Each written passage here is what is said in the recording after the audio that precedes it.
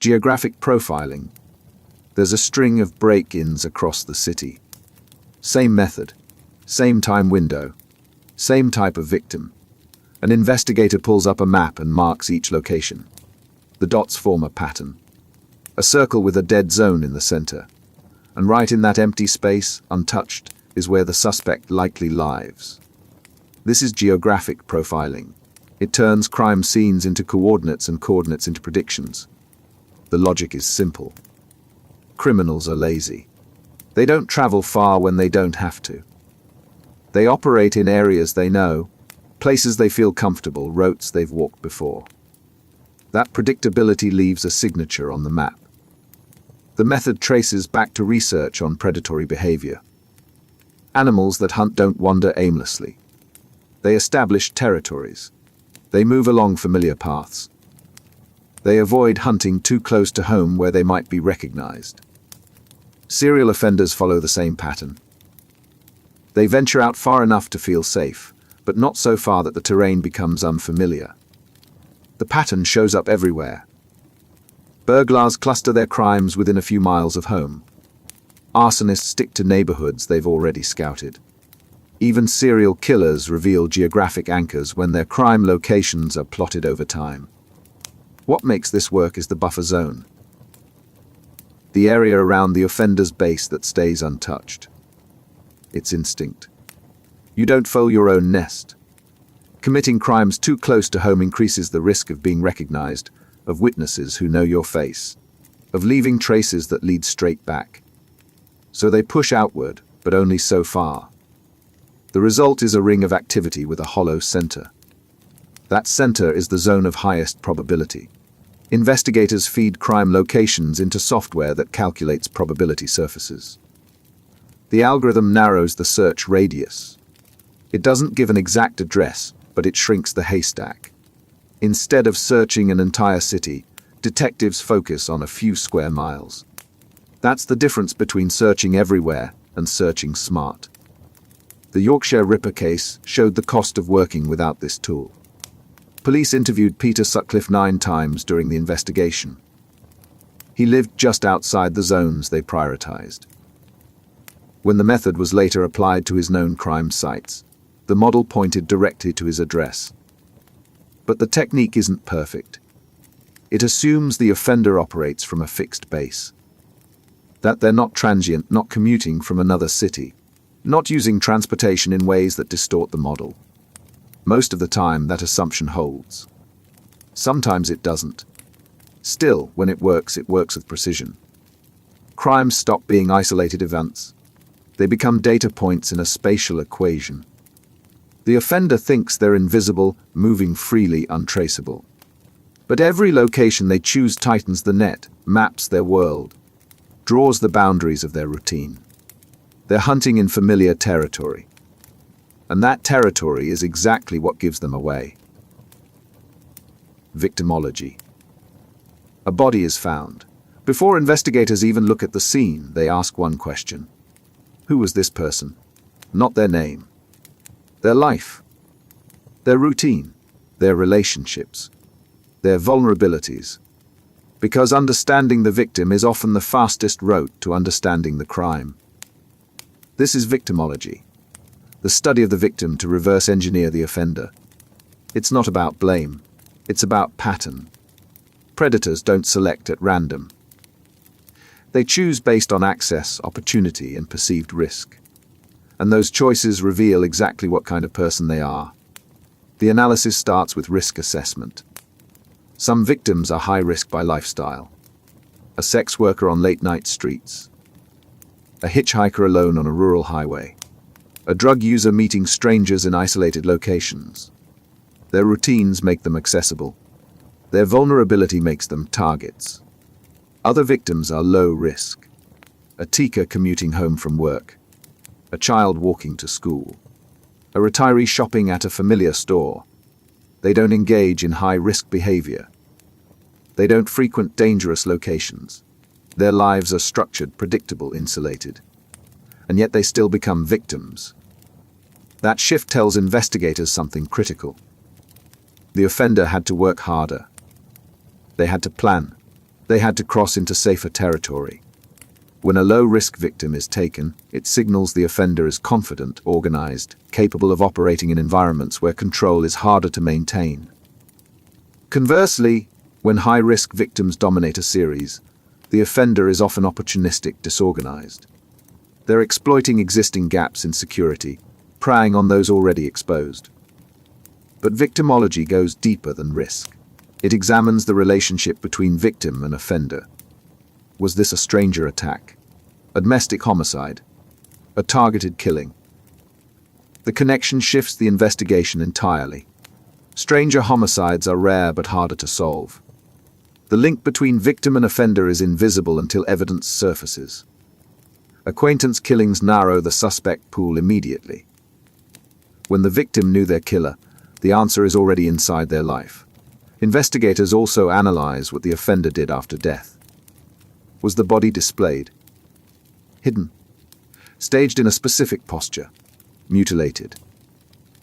These are post-offense behaviors. They speak to the emotional relationship between offender and victim. Remorse might show up as covering the face or repositioning the body to a dignified posture. Rage shows up as overkill, excessive wounds far beyond what was necessary. Every action post-mortem is a clue to what the victim represented. And sometimes the absence of violence tells the story. A victim killed with minimal force. No signs of struggle. No defensive wounds. That suggests trust. The victim let the offender close. They didn't perceive a threat until it was too late. That single detail can redirect an investigation from stranger theories towards someone already in the victim's orbit. Victimology doesn't just reconstruct how someone died. It reconstructs why they were chosen. And in that reconstruction, the offender's profile begins to solidify. The victim becomes a map, and that map leads back to the person who made them one. Behavioral signature. 2 crime scenes. Same city.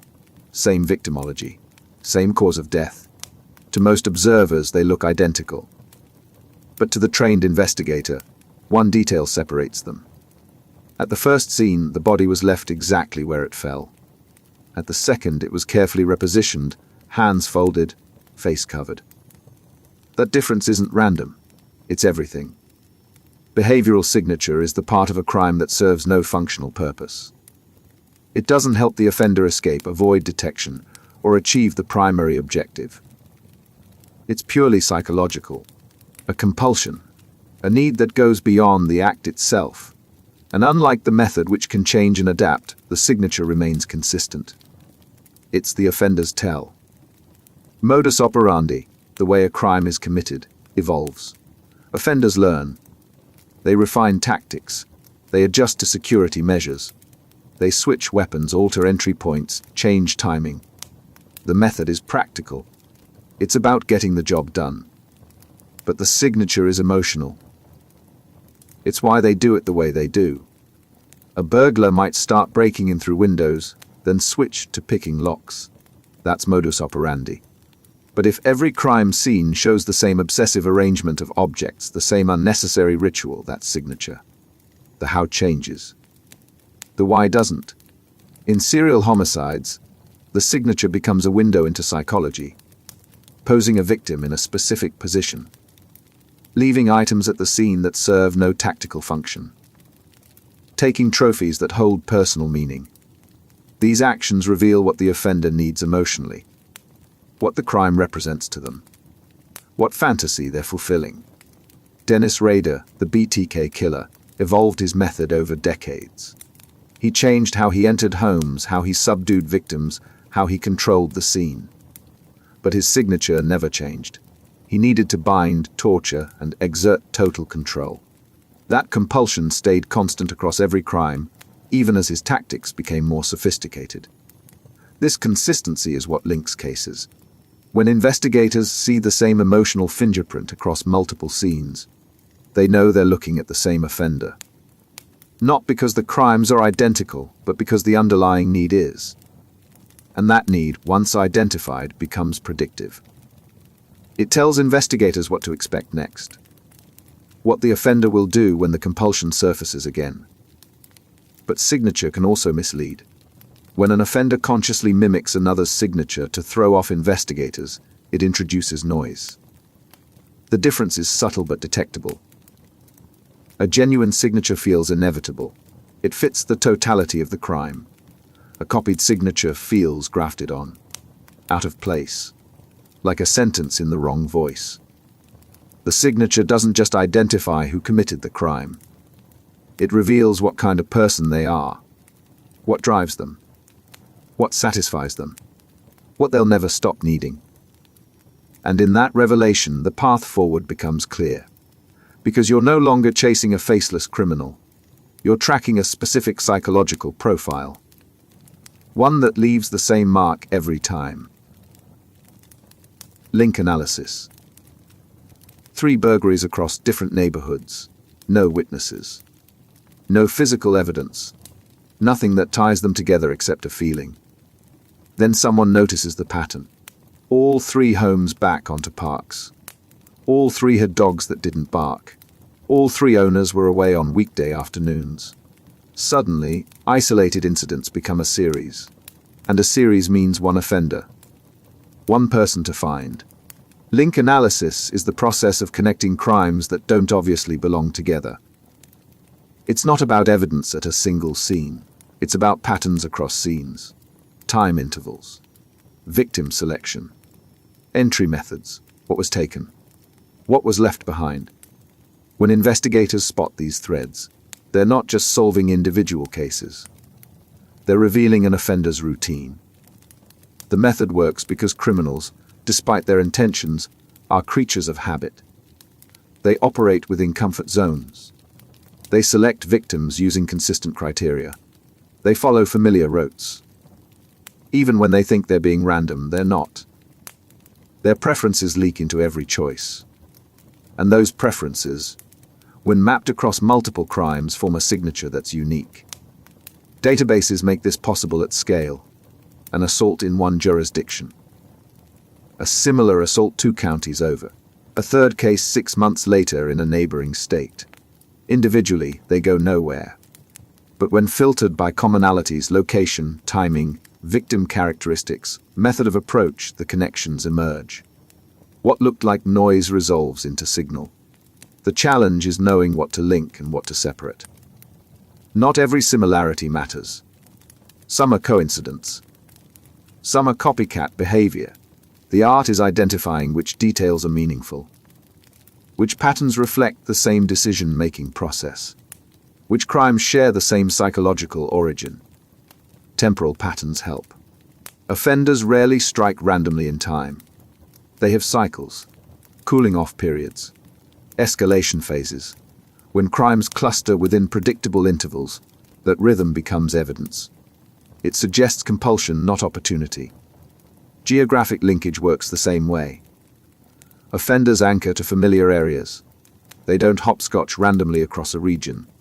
When crimes appear scattered but fall within overlapping probability zones, the scatter resolves into a pattern. The chaos was never chaos. It was constraint misread as randomness. But linkage analysis isn't foolproof. It can force false connections. Make one offender look like 2. Make 2 look like 1. The danger is confirmation bias. Once investigators believe crimes are linked, they start seeing connections everywhere. Details that don't fit get explained away. Alternative suspects get ignored. The discipline requires skepticism. Every linkage is a hypothesis. It needs testing, verification. And when new evidence contradicts the model has to give. Because the goal isn't to build a clean narrative. It's to follow the data wherever it leads.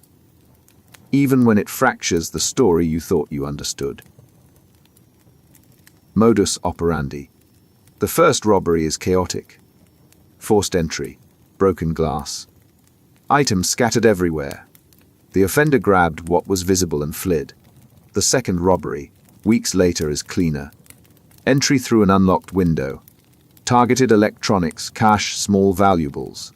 Nothing disturbed that didn't need to be. The third is surgical. Lock-picked. No visible signs of entry. Only high-value items taken. Same offender, 3 different approaches. That's modus operandi. Modus operandi is how a crime is committed, the practical steps taken to achieve the goal. Unlike behavioral signature, which reflects psychological need, modus operandi reflects learning. Adaptation. Optimization. It changes as the offender gains experience, refines technique, reacts to security measures. This evolution is predictable. Early crimes are often impulsive, disorganized. The offender is testing, figuring out what works. Mistakes are common. Evidence is left behind. Witnesses are encountered unexpectedly. The offender survives on luck as much as skill. Over time, the method sharpens. They learn which entry points are fastest, which times minimize risk, which victims put up the least resistance. They acquire tools. They scout locations in advance. They plan escape routes. The crimes become more efficient, more controlled, harder to solve. This progression creates a timeline. When investigators analyze a series, they can often sequence the crimes by sophistication. The crude attempts cluster early. The polished executions come later. That sequence reveals experience. And experience narrows the suspect pool. Someone committing crimes with that level of refinement isn't new. They have history. But method isn't fixed. It adapts to circumstance. An offender who typically uses one entry method will switch if that method fails. A burglar who prefers ground floor windows will target upper floors if security improves. A robber who relies on intimidation will use force if intimidation stops working. The goal stays the same. The approach flexes. This flexibility creates investigative opportunity. When an offender changes method in response to a specific security measure, it reveals they're aware of that measure. They're paying attention. They're local. They know the environment. That awareness becomes a clue. The contrast with signature is critical. Signature doesn't evolve. It's compulsive. An offender can't stop performing it even when it increases risk. Modus operandi, by contrast, is rational. It serves a function. It can be abandoned if something works better. This is why investigators track both. Method tells you the offender is learning, adapting, getting better. Signature tells you what they need emotionally, what they can't let go of. Together, they create a profile. One that's dynamic enough to account for change, but stable enough to identify continuity. And that balance is what makes an offender predictable, even when they think they're evolving beyond reach. Staging. The scene looks like a burglary. Drawers pulled out, valuables scattered. A window smashed from the outside. But something doesn't fit. The window was broken after the victim died. The scattered items are worthless. Nothing actually valuable is missing. And the body, positioned in the bedroom, shows signs of a struggle that never reached the rest of the house. This wasn't a burglary. Someone just needed it to look like one. Staging is the deliberate alteration of a crime scene to mislead investigators. It's an attempt to control the narrative, to point suspicion away from the real offender or the real motive. And in most cases, it fails. Because staging a scene convincingly requires understanding how real crimes actually unfold. Most people don't. The tell is in the details. Real burglars don't ransack methodically. They move fast. They target specific items. They don't scatter belongings for effect. Real sexual assaults don't leave victims posed in ways that suggest shame or modesty. Real suicides don't position the body to minimize family trauma. When staging appears, it almost always points towards someone close to the victim. A stranger has no reason to manipulate the scene. They commit the crime and leave. But someone with a relationship, spouse, family member, close associate, has motive to redirect the investigation. They know they'll be scrutinized, so they try to create an alternative explanation, one that doesn't involve them. The problem is that staging introduces inconsistencies. A staged burglary might show forced entry, but nothing of real value taken. A staged accident might position the body in a way that contradicts the supposed cause of death. A staged suicide might involve a method the victim had no access to or knowledge of. These contradictions are flags, and experienced investigators spot them immediately. There's also undoing, a subset of staging where the offender, after the crime, tries to reverse or soften what they've done, covering the victim's face, repositioning the body into a dignified posture, cleaning up blood. This behavior signals remorse, guilt, emotional attachment, and emotional attachment means relationship, which means the suspect pool just collapsed. The psychology of staging reveals desperation. The offender knows the crime will be discovered. They can't hide it. So they try to shape how it's interpreted. But they overestimate their ability to manipulate perception and underestimate investigators' ability to read scenes. They think like amateurs trying to mimic professionals, and the gap shows. Staging also tells investigators what the offender fears most. If they stage a suicide, they're worried about being tied to a homicide. If they stage a burglary, they're trying to obscure motive. The staging itself becomes evidence of what actually happened. It's a confession in reverse. The offender points away from the truth so clearly that the truth becomes visible by contrast. The scene doesn't just reveal what happened. It reveals who needed it to look like something else. And that need, that specific fear, narrows the suspect pool faster than almost any other factor. Because staging isn't just a crime scene alteration. It's a psychological signature. One that only someone with something to hide would leave behind. Geofence Warrant. A bank is robbed at noon. No witnesses get a clear look. No cameras catch the face. The suspect vanishes into the crowd. But every phone that passed within 2 blocks of that bank between 11 and 1 that day left a digital trace. And with one court order, investigators can pull every single one of those devices. Not because they're suspects, because they were present. That's a geofence warrant. It requests location data for every device inside a defined area during a specific time window. No names. No probable cause tied to individuals. Just a boundary and a clock. The net is cast wide, then investigators narrow it down. They filter out patterns that don't fit. Repeat visitors. People who work nearby. Devices that moved too slowly or too predictably. What's left are the anomalies. The phones that shouldn't have been there. And one of those phones likely belongs to the person they're looking for. The method works because phones track location constantly. Cell towers, GPS, Wi-Fi signals. Even when apps aren't running, the device logs where it's been.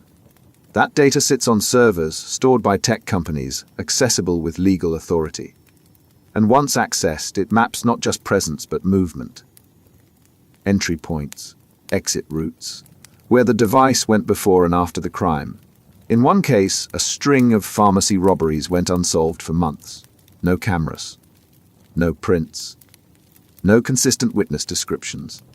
Then investigators used a geofence warrant covering the area around each pharmacy during each robbery. Multiple devices appeared at multiple scenes. Most were ruled out. Delivery drivers, employees, regulars. But one device pinged near all 5 locations within the crime windows. That device led to a suspect. That suspect led to a conviction. But the technique raises questions. When you request data on everyone in an area, you're surveilling people who did nothing wrong. You're turning proximity into suspicion. Critics argue it reverses the investigative process. Instead of identifying a suspect and then gathering evidence, you're gathering evidence first and hoping it reveals a suspect. It's a digital dragnet. And dragnet tactics have always been controversial. There's also accuracy concern. Location data isn't perfect. A phone might ping a tower 2 blocks away when the user is 3 blocks away. GPS can drift. The boundary you draw might capture people who are close but not present. False positives are inevitable.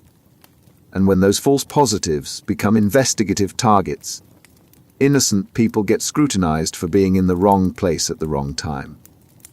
The data also doesn't explain behavior. A phone appearing at a crime scene doesn't prove the owner committed the crime. They might have walked past, worked nearby, had no connection to the incident at all. Context is missing. Intent is invisible. The data shows location, not action.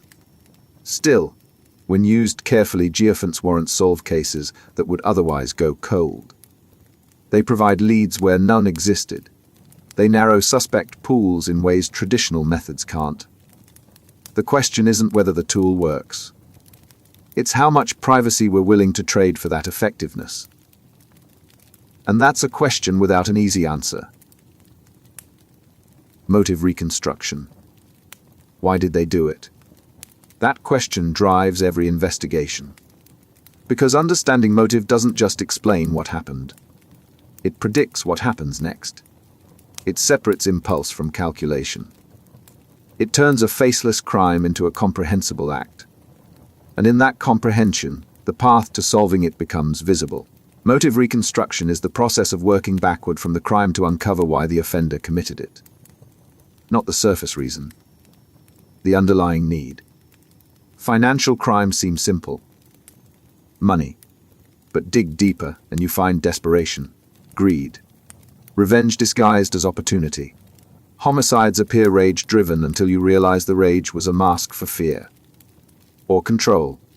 Or something the offender couldn't articulate even to themselves. The challenge is that offenders lie. To investigators. To themselves.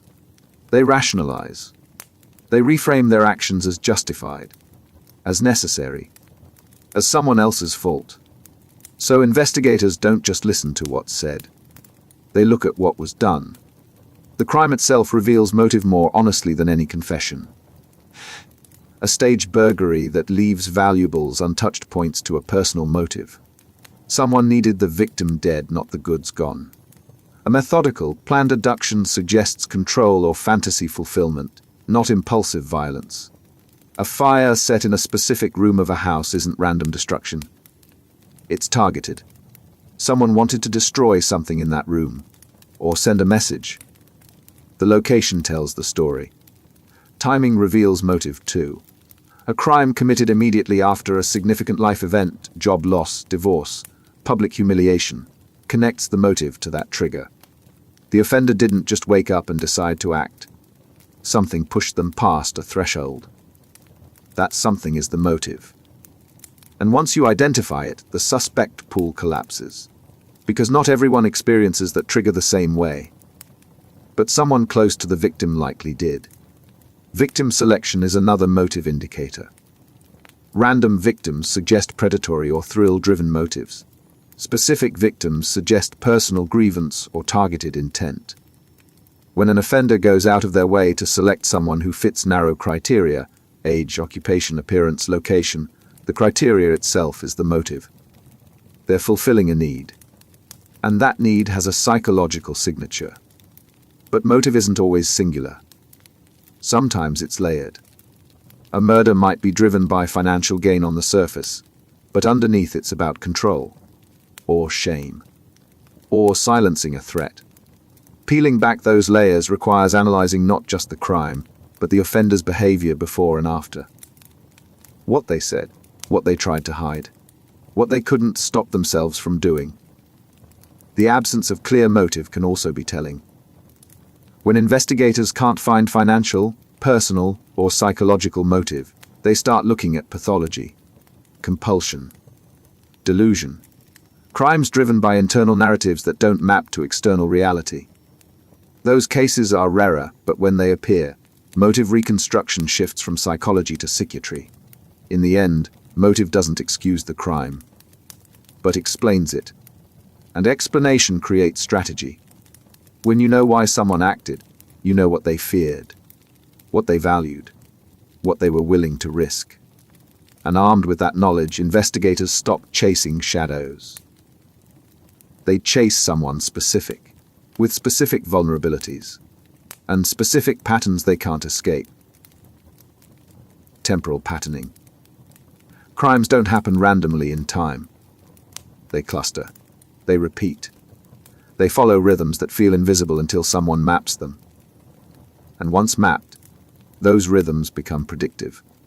Because offenders, despite their attempts at randomness, are creatures of routine. Their schedules betray them. Temporal patterning is the analysis of when crimes occur to identify underlying cycles. Time of day, day of week. Season, intervals between incidents. These patterns reveal constraints, work schedules, sleep cycles, access to transportation. Times when supervision is low and opportunity is high. And when those constraints align across multiple crimes, they point towards someone operating within specific boundaries. A series of burglaries all occurring on weekday afternoons suggests the offender has free time during those hours. They're not working a standard job. They might be unemployed, self-employed, or working nights. If the crimes happen exclusively in one neighborhood during that window, they likely live nearby or have a reason to be there regularly. The pattern narrows the profile. Intervals matter too. Serial offenders have cooling-off periods. The gap between crimes isn't random. It's driven by internal cycles. Escalation, satiation. The rebuilding of compulsion. When those intervals are consistent, investigators can predict when the next incident is likely. Not with certainty, but with probability high enough to allocate resources, to increase patrols, to watch likely targets. Seasonal patterns appear in certain crime types. Arsons spike in winter when fires are less suspicious. Burglaries increase during holiday seasons when homes are more likely to be empty and contain valuables. Sexual assaults peak in warmer months when people are outside more, windows are open, routines are disrupted. These aren't coincidences. They're opportunity structures, and offenders adapt to them, but patterns can mislead. An offender who commits crimes on the same day of the week might simply have that day off. Or they might be deliberately creating a pattern to mislead investigators into thinking they're more predictable than they are. Some offenders study investigative techniques. They know patterns get tracked, so they introduce noise. They vary timing just enough to break the model without abandoning their actual constraints. There's also the risk of overfitting. When investigators see a pattern in limited data, they might project it forward with too much confidence. 3 crimes on consecutive Tuesdays doesn't guarantee a 4th will follow. The pattern might be coincidence, or it might be real but about to change. Offenders evolve. Life circumstances shift. The rhythm that held for 6 months might collapse in month 7. Still, temporal patterns are one of the most reliable investigative tools. They operate independently of physical evidence. They don't require witnesses. They emerge purely from chronology. And chronology is hard to fake. You can lie about where you were. You can't rewrite when the crime happened. That timestamp is fixed. And if your life constraints align with those timestamps across multiple incidents, the probability that you are involved drops sharply. Time doesn't just reveal when crimes happen. It reveals who had the opportunity to commit them. And opportunity, narrowed by pattern, becomes a cage the offender built for themselves without realizing it. Offender typology. Not all criminals are the same. That sounds obvious. But for decades, investigators treated crimes as if method and motive were enough. Then behavioral science introduced a framework. Some offenders are organized, methodical, they plan, they control, they clean up. Others are disorganized, impulsive, chaotic. They react, they leave evidence. They don't think past the moment. That distinction changed how cases were investigated. It also revealed how easily categories can mislead. Offender typology is the classification of criminals based on behavioral and psychological characteristics. The goal is prediction. If you can categorize an unknown offender, you can anticipate their next move, where they'll strike, what mistakes they'll make, what evidence they're likely to leave behind. But categories only work when offenders fit neatly into them. and most don't. The organized offender is often intelligent, socially competent, employed. They select victims carefully. They bring tools. They control the crime scene. They transport the body. They avoid leaving forensic traces.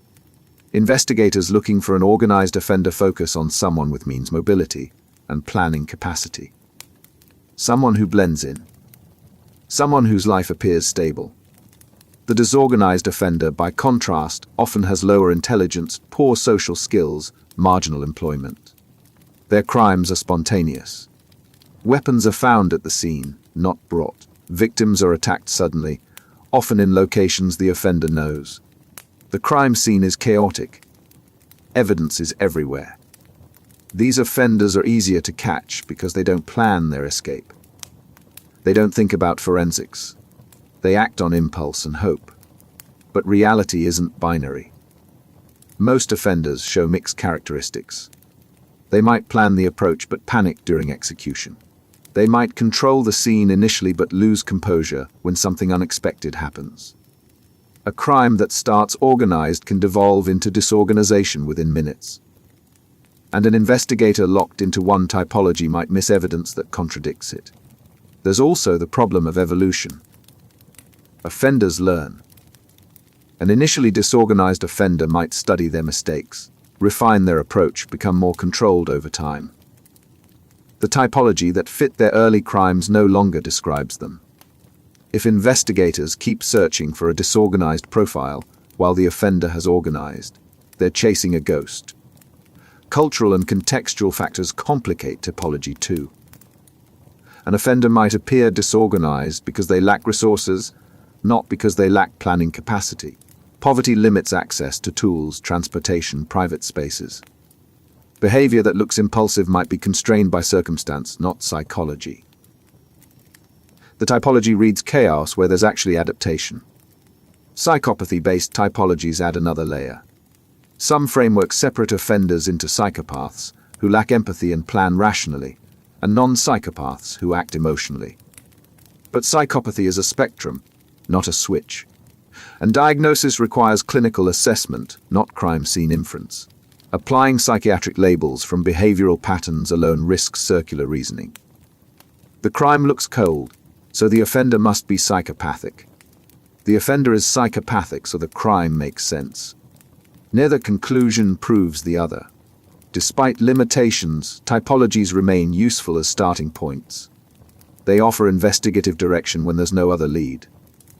They suggest what to look for, even if the categories don't fit perfectly. But the moment evidence contradicts the typology has to give.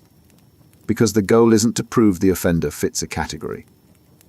It's to catch them. And that requires flexibility, not adherence to models that were never meant to be absolute. Crime linkage. 5 assaults across 3 counties. Different victims. Different locations. Different investigating agencies. On paper, they're separate incidents, but one analyst notices something. Same day of the week. Same time window. Same approach. Same control method. Suddenly, 5 cases become one. And one case means one offender, one person to stop. Crime linkage is the process of connecting seemingly unrelated offenses to reveal a series. It's not about solving individual crimes. It's about seeing the pattern that makes them parts of a whole. And once linked, resources concentrate. Jurisdictions share information. The investigation shifts from reactive to strategic, from chasing isolated incidents to tracking a single threat. The foundation is behavioral consistency. Offenders don't reinvent themselves with each crime. They repeat what works. What satisfies them? What feels familiar? That repetition creates a signature across cases. Not in physical evidence, which can be absent, but in decision-making. Victim selection. Approach method. Level of control. Post-offense behavior. These elements recur because the offender's needs don't change. Databases enable linkage at scale. An assault in one jurisdiction gets entered with descriptive tags, victim demographics, time, location, method, injuries. Weeks later, another assault in a different jurisdiction gets tagged similarly. The system flags the overlap. Analysts review. If the commonalities are meaningful, the cases get linked. What looked like noise resolves into signal. But linkage requires judgment. Not every similarity matters. Some are coincidence. Some are artifacts of how crimes get reported or coded. The challenge is distinguishing true behavioral consistency from surface-level overlap.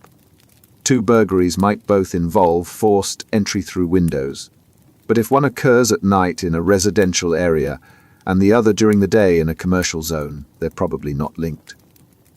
The similarity is too shallow. Geographic proximity helps. Offenders operate in familiar areas. They don't jump randomly across regions. When crimes cluster spatially, linkage becomes more plausible. But proximity alone isn't enough. A crime spree in one neighborhood might involve multiple offenders who happen to live nearby. The spatial overlap doesn't prove a connection. Behavioral details have to align too. Temporal patterns strengthen linkage. When crimes occur at similar intervals, during similar time windows, on similar days, the rhythm suggests a single actor. Randomness doesn't produce rhythm.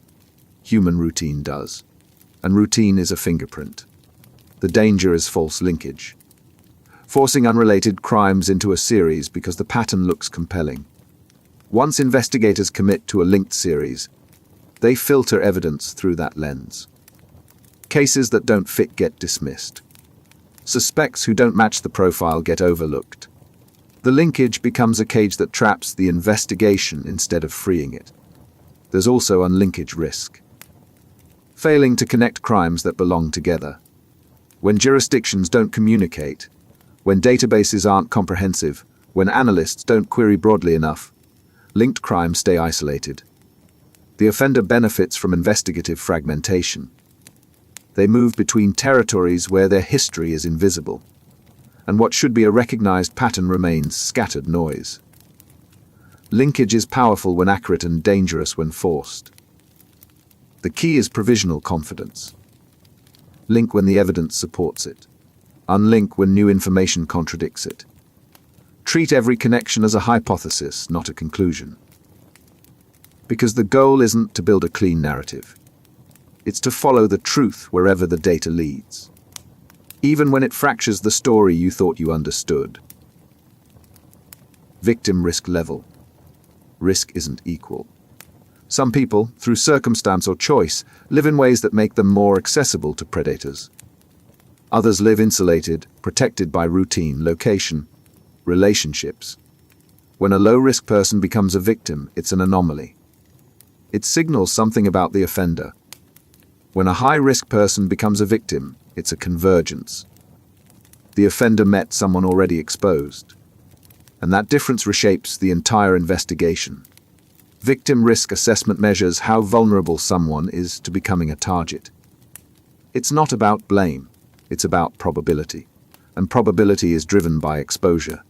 High-risk lifestyles increase contact with dangerous people, dangerous places, dangerous situations. Sex work. Drug use, hitchhiking, living transient, working late nights in isolated areas. These behaviors don't make victimization deserved. They make it statistically more likely. Low-risk victims, by contrast, have structured lives, predictable routines, stable housing, employment, social networks. They don't frequent high-crime areas. They don't engage in activities that bring them into contact with offenders. When they're targeted, it's not because they were accessible. It's because someone went out of their way to reach them. That effort tells investigators something critical. A low-risk victim means a high-investment offender.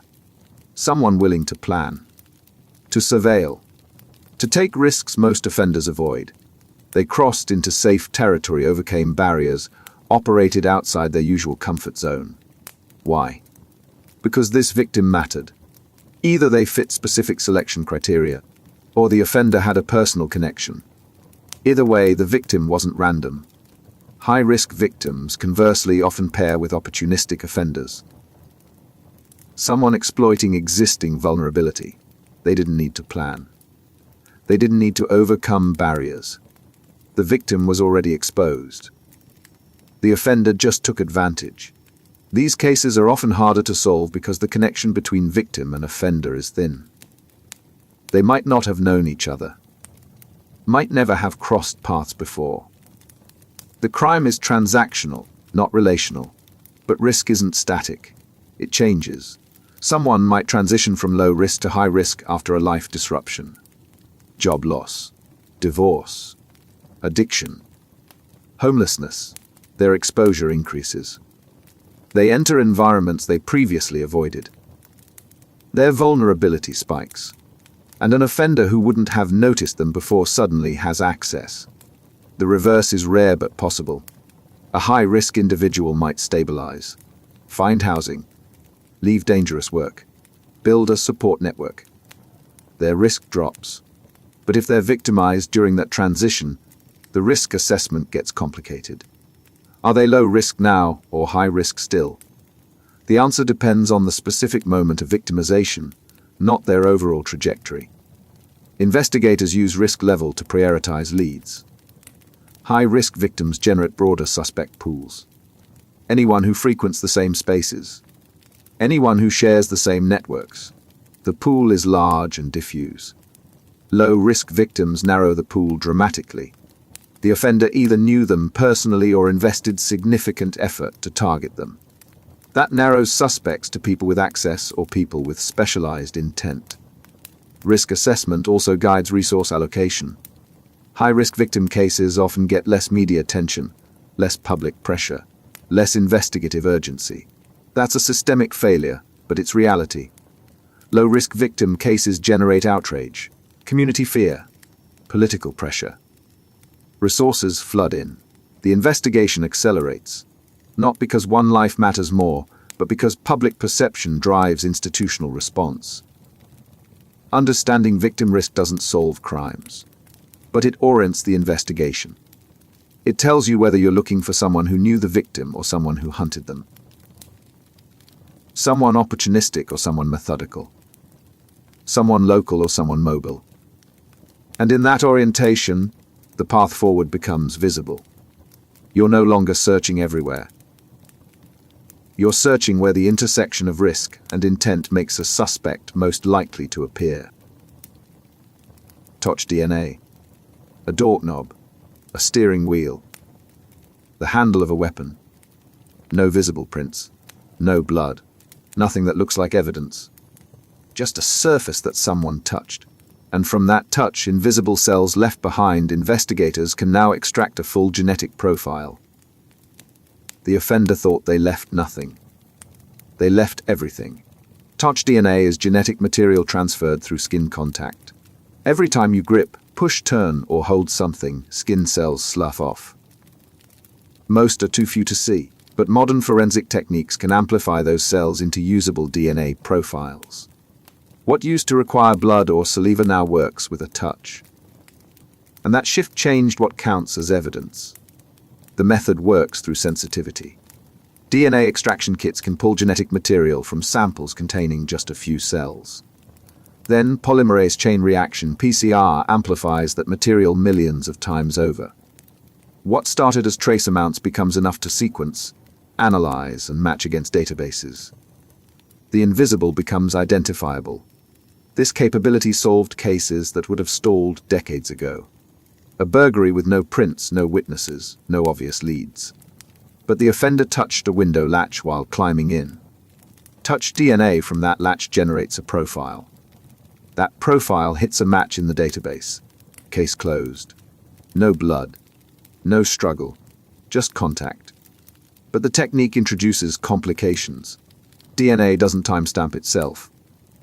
You can prove someone touched an object. You can't prove when. If touch DNA from a suspect appears on a weapon, it could mean they used it. Or it could mean they handled it days earlier, before the crime ever happened. Context is missing. The DNA confirms contact, not culpability. Transfer is another issue. DNA moves. You shake someone's hand. Their DNA is now on your hand. You touch a door. Their DNA is now on the door. Someone else touches that door. Now they have secondary transfer DNA on their hand. 3 degrees of separation, and the DNA has traveled from person A to person C without them ever meeting. When that DNA shows up at a crime scene, it doesn't prove person A was there. It proves the DNA was. Those are different claims. Contamination risk is high. Crime scene personnel, lab technicians, even the person who manufactured the evidence bag can deposit DNA. When samples are that sensitive, every contact matters. Protocols exist to minimize this. Gloves, masks, sterile packaging. But mistakes happen. And when they do, foreign DNA enters the sample. Sorting signal from noise becomes guesswork. The database hit itself can mislead. Touch DNA generates partial profiles more often than full ones. When you match a partial profile, the probability of a false positive rises. You might get a hit on someone who wasn't involved, but whose genetic markers overlap enough to trigger an alert. That hit becomes a suspect. That suspect gets scrutinized. All because of statistical overlap, not actual presence. Still, touch DNA solves cases. It puts people at scenes they claimed never to visit. It links suspects to victims they denied knowing. It corroborates or contradicts alibis. When used carefully, with awareness of its limits, it's a powerful tool. When used carelessly, it becomes a liability. Because the same sensitivity that makes it effective also makes it fragile. And fragile evidence, misinterpreted, doesn't just fail to convict the guilty. It risks implicating the innocent. Blood spatter analysis. Blood doesn't just pool. It travels. It sprays. It drips. It smears. And every pattern it makes tells a story. The shape of a stain reveals the angle of impact. The distribution reveals the location of the source. The size reveals the force involved. A blood-covered crime scene isn't chaos. It's a record, written in fluid dynamics. Blood spatter analysis interprets those patterns to reconstruct events. Not who committed the crime. That's for other evidence. But what happened? How many blows? From which direction? Whether the victim was moving or stationary. Whether the scene was altered after the fact. The blood maps the violence. Spatter types are distinct. Impact spatter comes from force applied to liquid blood. A beating, a gunshot. The blood breaks into droplets that travel outward. High-velocity spatter from gunshots creates fine mist. Medium velocity from blunt force creates larger drops. The size difference is measurable. And that measurement tells you what kind of weapon was used. Cast-off spatter forms when blood flings from a moving object. A weapon swung multiple times. Blood accumulates on the blade or blunt surface. Inertia throws it off mid-swing. Those drops arc through the air and land on walls, ceilings, floors. The pattern shows the number of swings, the direction of motion, the height of the assailant, all from droplets. Transfer stains appear when a bloody surface contacts a clean one.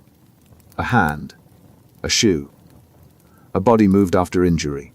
The stain mirrors the shape of whatever left it, sometimes clearly, sometimes smudged, but the presence of transfer means contact.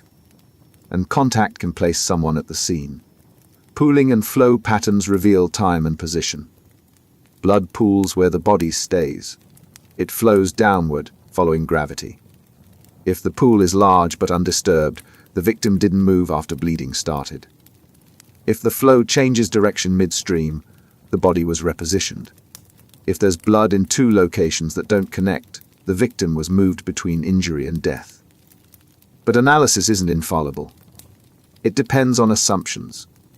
That blood behaves predictably. That surfaces are uniform. That no one cleaned, smeared, or altered the scene before documentation. When those assumptions fail, the interpretation fails. A cleaning attempt might look like cast-off. A smear might look like transfer.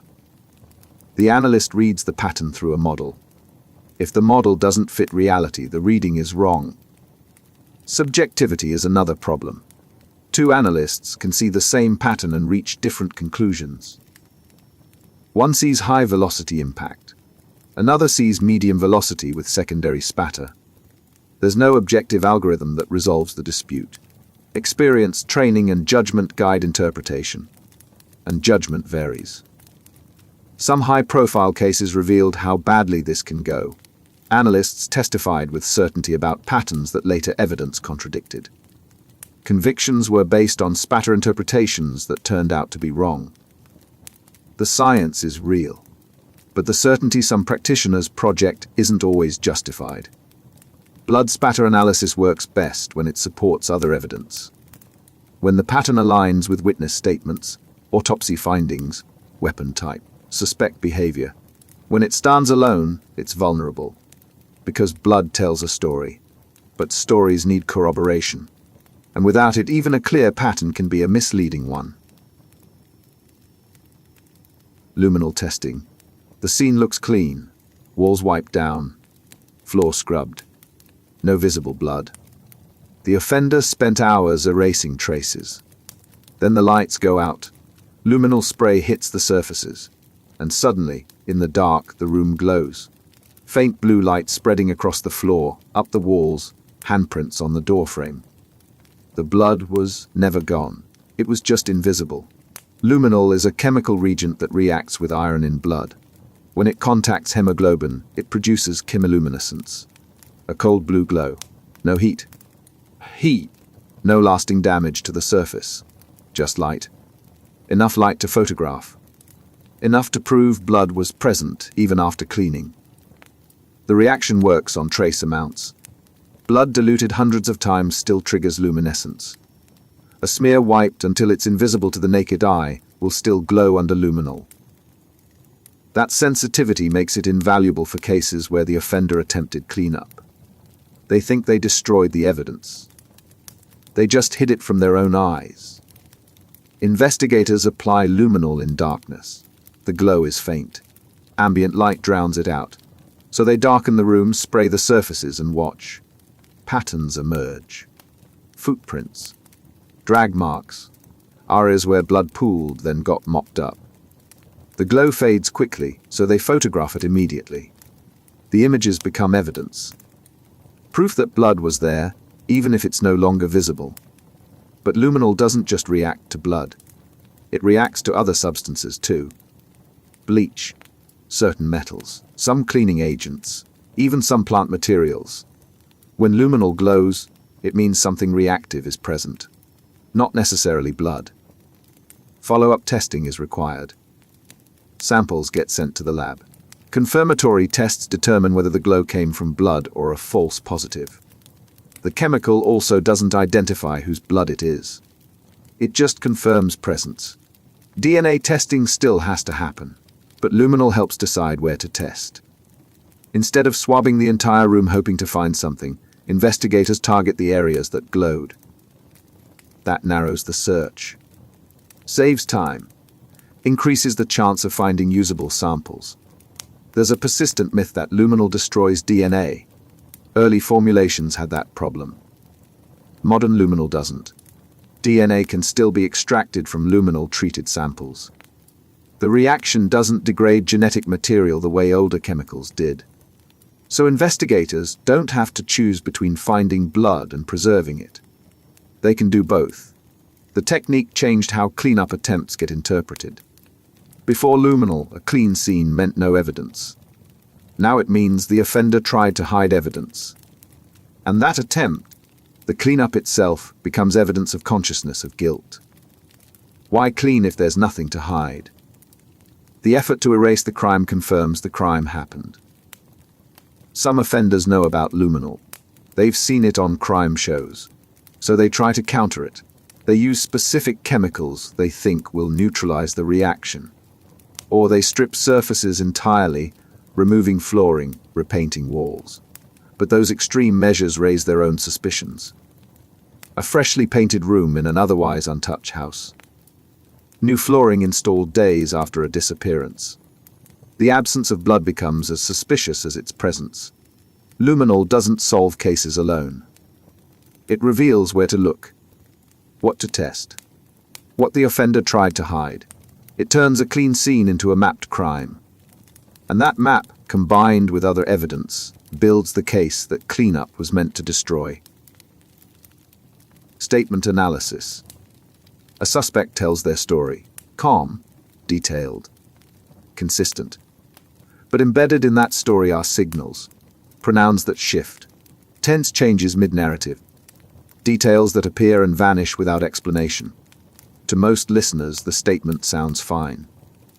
To a trained analyst, it's full of gaps. And gaps are where the truth hides. Statement analysis examines the language people use when describing events. Not what they say it, how they say it, the structure, the word choice, the places where their language changes without reason. Because when people lie or omit or reconstruct rather than remember, their language shifts. And those shifts are detectable. Pronouns are a key indicator. Someone describing an event they participated in uses first person. I walked to the door. I saw the figure. I heard the noise. If the pronouns suddenly switch, you know how it is when you see something like that. It signals distance. The speaker is pulling away from the event. They're describing it as an observer, not a participant. That shift can mean discomfort or deception. Tense changes work similarly. Past tense for events already concluded. Present tense for ongoing narration. But when someone switches tense mid-story without reason, I was walking down the hall and I see the door open. It flags a problem. The brain processes memory and fabrication differently.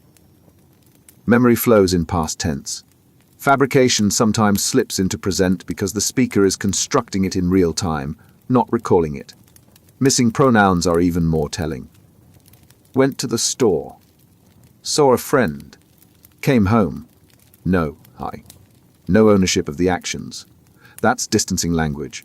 The speaker describes events without claiming participation. They're not lying outright. They're omitting their role, and omission is a form of deception.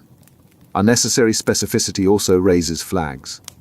When someone over-explains trivial details, I had a turkey sandwich on wheat bread with lettuce, tomato, and mayonnaise, but glosses over critical moments, and then things got confusing. The imbalance suggests construction. Truth doesn't need decoration. Les do. The specificity is an attempt to sound credible, but it's performance, not memory. Repetition without variation signals rehearsal. If someone tells the same story 3 times using identical phrasing, they've memorized a script. Real memory isn't that stable. Details shift. Order changes slightly.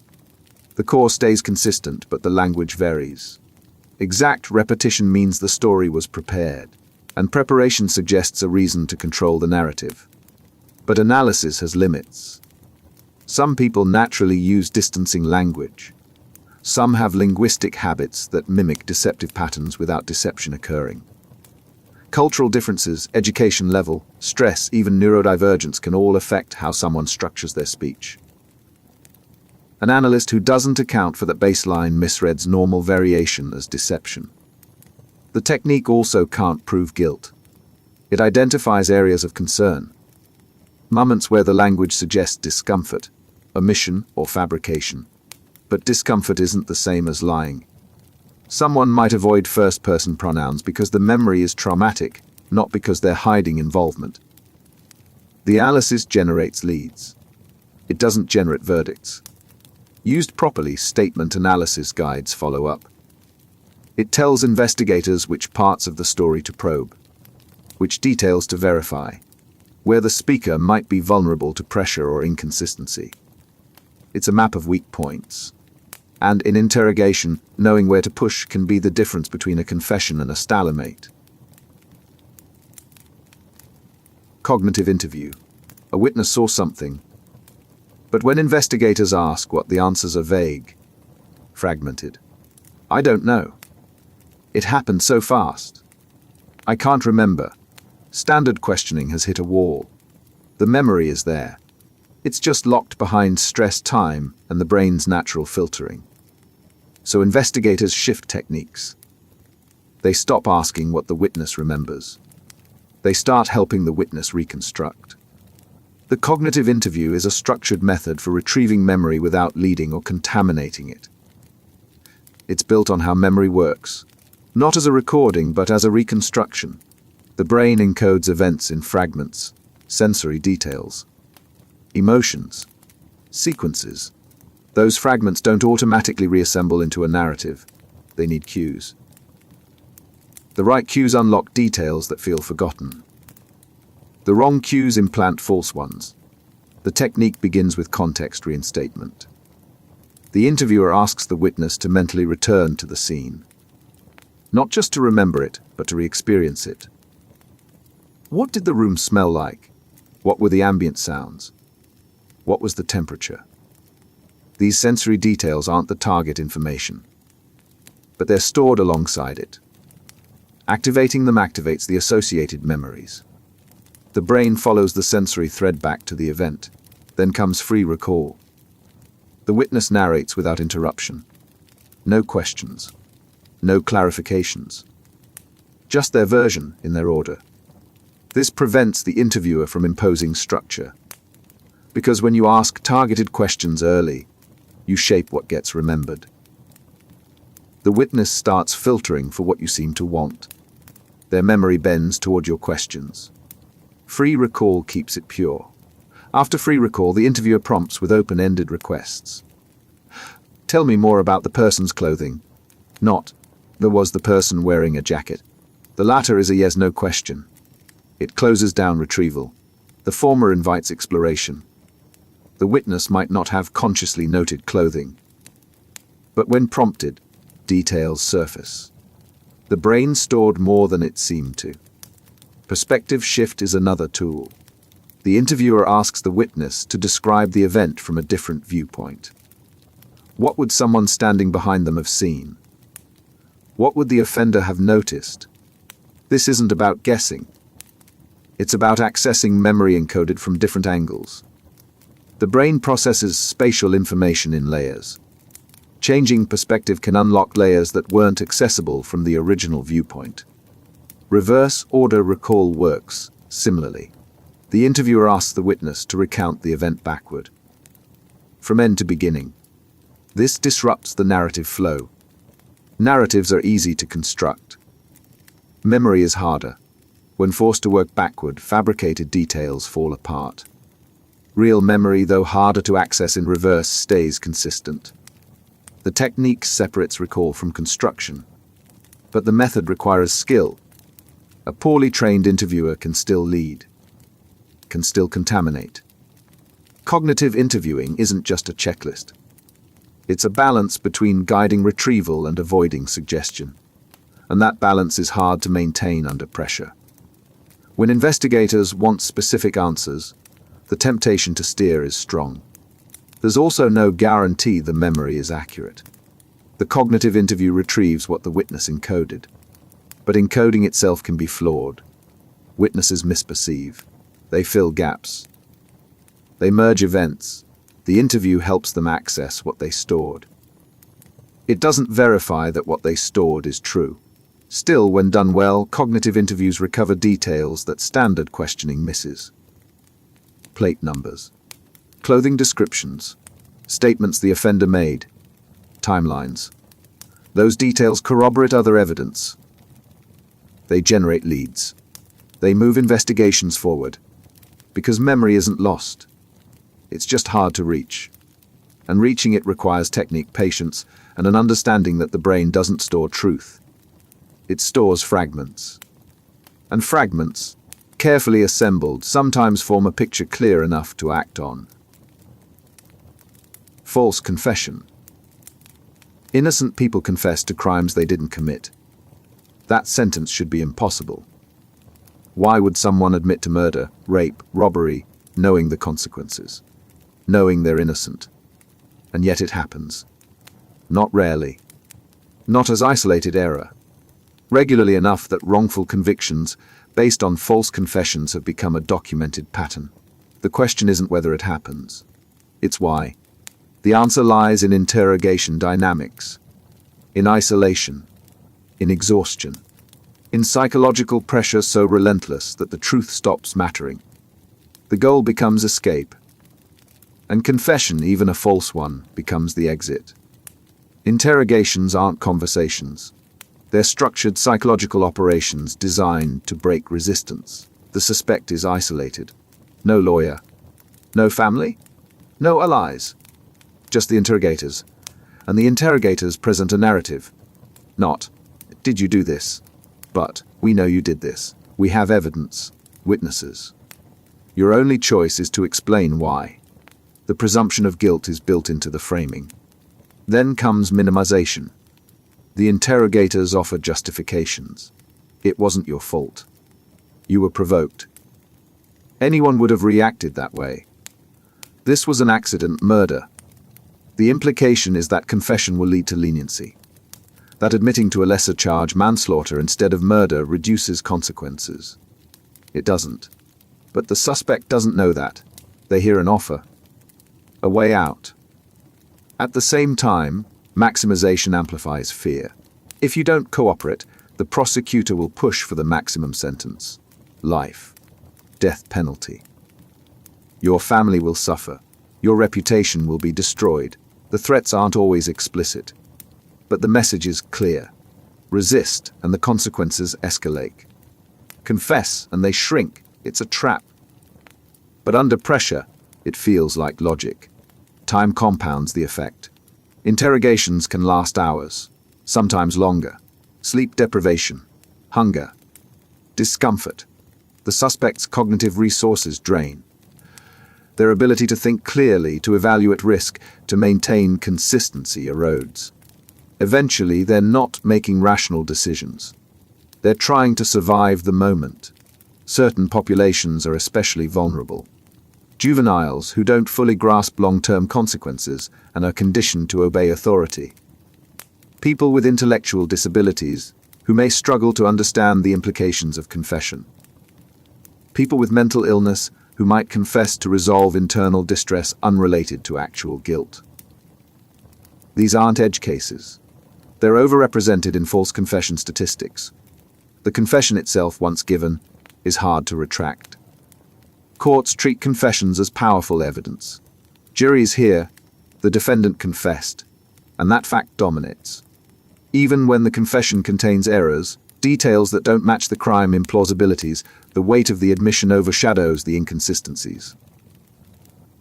Because people assume no one would confess unless guilty. But confessions aren't always accurate even when genuine. Memory is malleable. Under interrogation pressure, suspects can come to believe they committed acts they didn't. The interrogators provide details. The suspect incorporates them. The line between suggestion and memory blurs. By the end, the suspect isn't lying. They believe the confession. They've constructed a false memory that feels real. Protections exist. Recording interrogations. Providing legal counsel. Time limits. But not all jurisdictions enforce them. And even when they do, pressure tactics remain legal. The law allows deception, psychological manipulation, prolonged questioning. As long as the confession is deemed voluntary, it's admissible. And voluntary is a flexible standard. False confessions don't just harm the confessor. They close investigations. The real offender stays free. The case is marked solved. Resources move elsewhere. Justice fails twice. Once for the person wrongly convicted. Again for the victims whose actual perpetrator was never caught. The phenomenon reveals something uncomfortable. That guilt and innocence aren't always determinable through interrogation. That pressure can manufacture confession. That the tools designed to extract truth can, under certain conditions, create lies. And those lies, once recorded, become evidence too compelling for most juries to ignore. Witness contamination. 3 people see the same incident. When police arrive, they're kept together. They talk. Compare notes. One person says the suspect wore a red jacket. The other 2 didn't notice.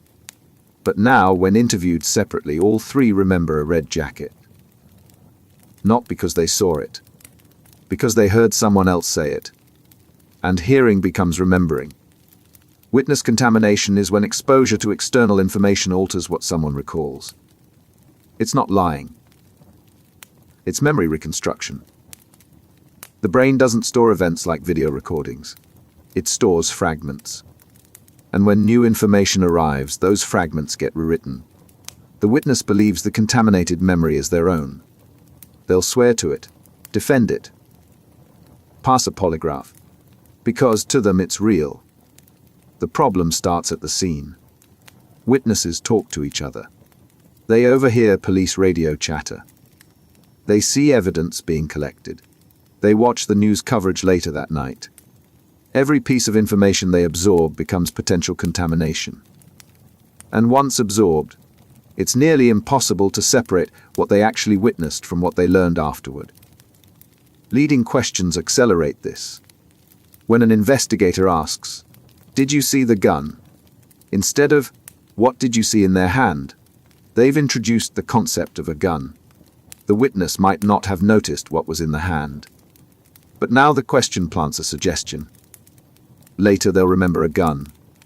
Not because one was there, but because the question made it seem like one should have been. Post-event information works the same way. A witness gives their initial statement. Then they read news articles, watch coverage, see sketches of suspects. When they're re-interviewed weeks later, their memory has absorbed those details. They describe the suspect matching the published sketch, not because that's what they originally saw, but because the sketch has overwritten their actual memory. Co-witness discussion is particularly damaging. Two witnesses talk before being interviewed. One remembers the car as blue. The other thought it was black. They reconcile the difference. Maybe it was dark blue. Both now report dark blue. But neither actually saw dark blue. They negotiated to a compromise that satisfies both, and that compromise becomes their shared false memory. The contamination isn't always innocent. Sometimes it's strategic. Defense attorneys know about memory malleability. They introduce alternative narratives during cross-examination. They point out inconsistencies. They suggest different interpretations. The goal isn't just to create reasonable doubt. It's to destabilize the witness's confidence in their own memory. And once that confidence wavers, the testimony weakens. Preventing contamination requires strict protocols. Separate witnesses immediately. Interview them before they talk to each other or consume media. Use open-ended questions. Avoid suggesting details, but even perfect protocol doesn't eliminate risk. Memory is fragile, and every moment between witnessing and testimony is an opportunity for contamination to creep in. Confirmation trap. An investigator develops a theory. The evidence starts fitting that theory. More evidence emerges. It fits too. Everything aligns. The case seems to be building itself. But what's actually happening is selection. The investigator is seeing what confirms the theory and filtering out what contradicts it. They're not solving the case. They're constructing a narrative that feels solved. Confirmation bias in investigations is the tendency to favor information that supports existing beliefs while dismissing information that challenges them. It's not malicious. It's human. The brain seeks patterns, and once it finds one, it locks onto it. Everything gets interpreted through that lens. The bias starts early. The first suspect interviewed becomes the default theory. Evidence collected afterward gets evaluated based on whether it fits that suspect. Witness statements that align with the theory are weighted heavily. Statements that don't are dismissed as unreliable. The investigator isn't consciously manipulating evidence. They genuinely believe the contradictory information is less credible. This becomes dangerous when the initial theory is wrong. The investigator has already committed. They've briefed superiors, updated reports, invested time and resources. Changing course now means admitting error, means reopening leads that were closed, means starting over. The psychological cost of abandoning the theory is high. So the brain resists. It doubles down. Evidence interpretation bends to fit. An alibi that doesn't quite work becomes evidence of deception rather than innocence. A forensic result that's ambiguous gets read as supportive. Witness hesitation becomes guilt rather than uncertainty. Each piece of evidence that could challenge the theory gets reframed to reinforce it instead. Collaborative investigations can either worsen or mitigate this. If the team shares the same theory, they collectively reinforce the bias. They validate each other's interpretations. Dissenting views get marginalized. The team becomes an echo chamber, but if the team culture encourages challenge, if questioning the dominant theory is rewarded, not punished, bias can be caught before it derails the case. External review helps. Fresh eyes. Investigators who don't have investment in the original theory. They see gaps that the primary team missed. Contradictions that were explained away. Alternative suspects who were dismissed too quickly. But external review only works if the primary team is willing to receive it. If they're defensive, if they treat review as criticism rather than correction, the bias persists. Some jurisdictions formalize this. Cold case units. Review boards. Requirements that certain decisions get second opinions. These structures force pause. They create checkpoints where the theory has to be defended, not just assumed. But not all agencies have these resources. And even where they exist, they're often applied late, after momentum has already built behind a flawed theory. The worst cases end in wrongful conviction. The investigator was so sure. The evidence seemed to fit. The suspect looked guilty. But the theory was wrong from the start. And every subsequent step, every piece of evidence, every witness statement, was filtered through that wrongness until the case seemed airtight. It wasn't. It was confirmation bias masquerading as thoroughness. Tunnel vision. One suspect. All attention on them. Other leads ignored. Alternative theories dismissed. The investigation narrows until it's not an investigation anymore. It's a conviction in search of evidence. Everything points to the suspect because investigators stopped looking anywhere else.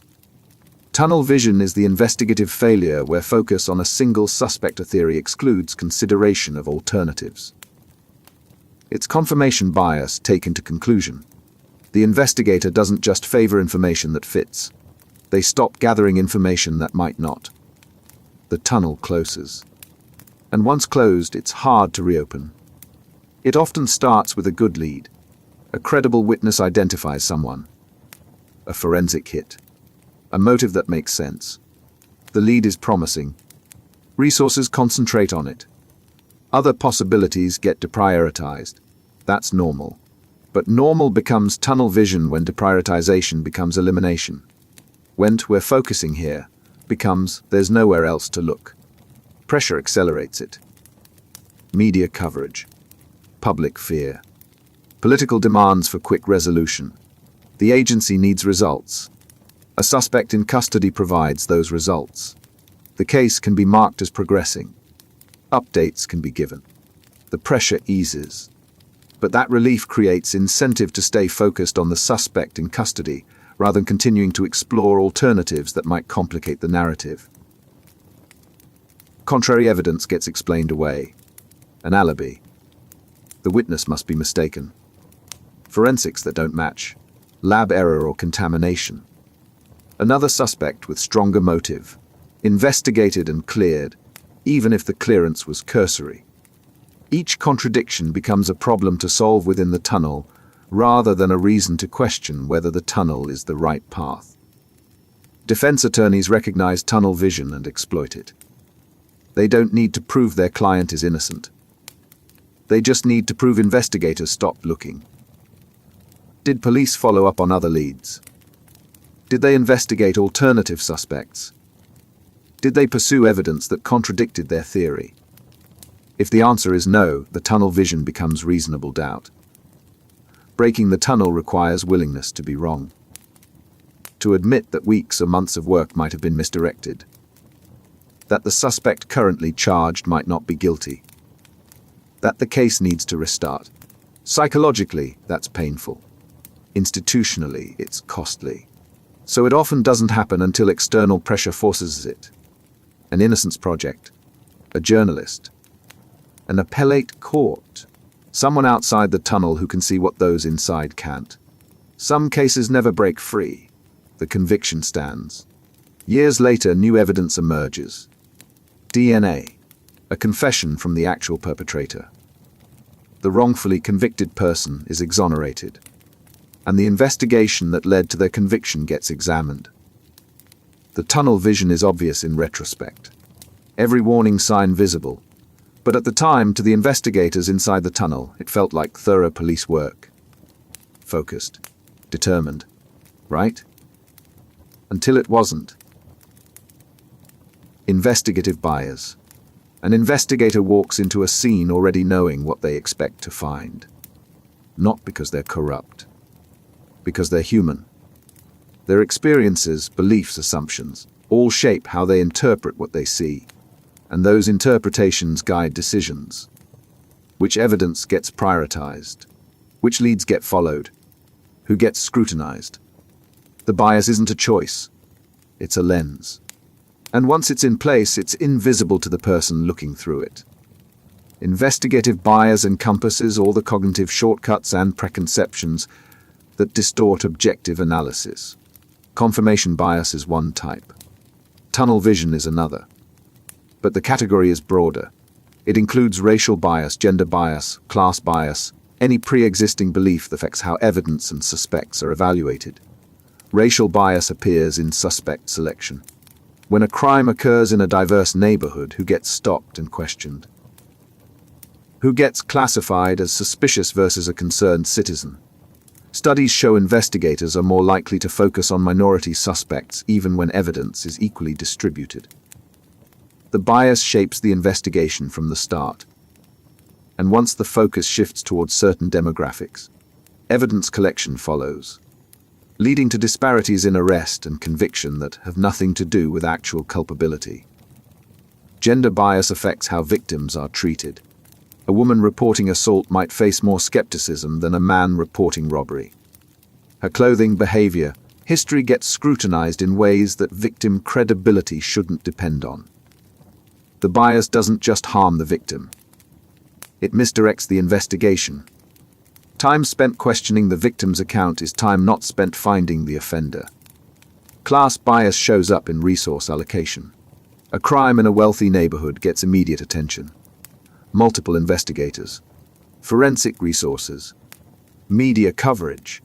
A similar crime in a poor neighborhood might get a single detective and minimal follow-up.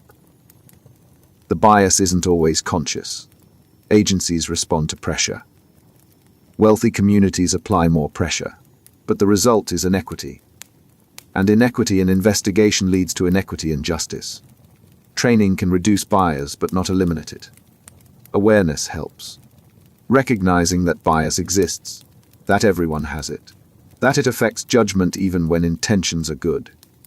Some agencies implement blind review procedures. Remove identifying information from evidence before analysis. Have multiple investigators assess leads independently.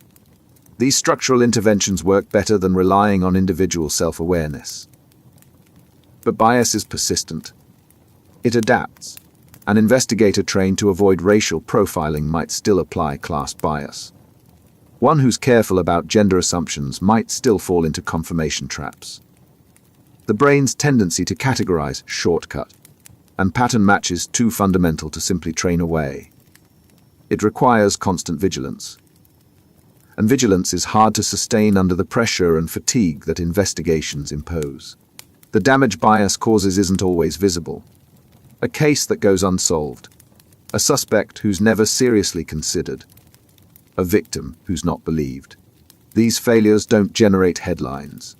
They just accumulate, and over time they erode trust. Communities that feel over-policed and underprotected disengage. Witnesses stop cooperating. Tips dry up. The investigative capacity weakens. All because bias, unchecked, made the system look unjust. And once it looks unjust, it stops functioning even when intentions improve. Red herring. A piece of evidence appears. It's dramatic, compelling. It pulls focus. Investigators chase it. Resources shift. The media runs with it, but it's not real. It's a distraction. Planted or coincidental, it leads away from the truth. And by the time investigators realize they've been following the wrong trail, the real one has gone cold. A red herring is misleading evidence that diverts attention from the actual solution. Sometimes it's intentional. The offender plants something to throw investigators off. A fake witness. A staged clue. A rumor. Sometimes it's accidental. Coincidental evidence that seems significant, but isn't. Either way, it functions the same. It wastes time. It scatters focus. And it protects the real offender by keeping investigators busy elsewhere. Planted red herrings are strategic. An offender commits a crime and leaves evidence pointing to someone else. A stolen ID dropped at the scene. A witness who reports seeing someone matching a convenient description. Even anonymous tips directing police toward a rival.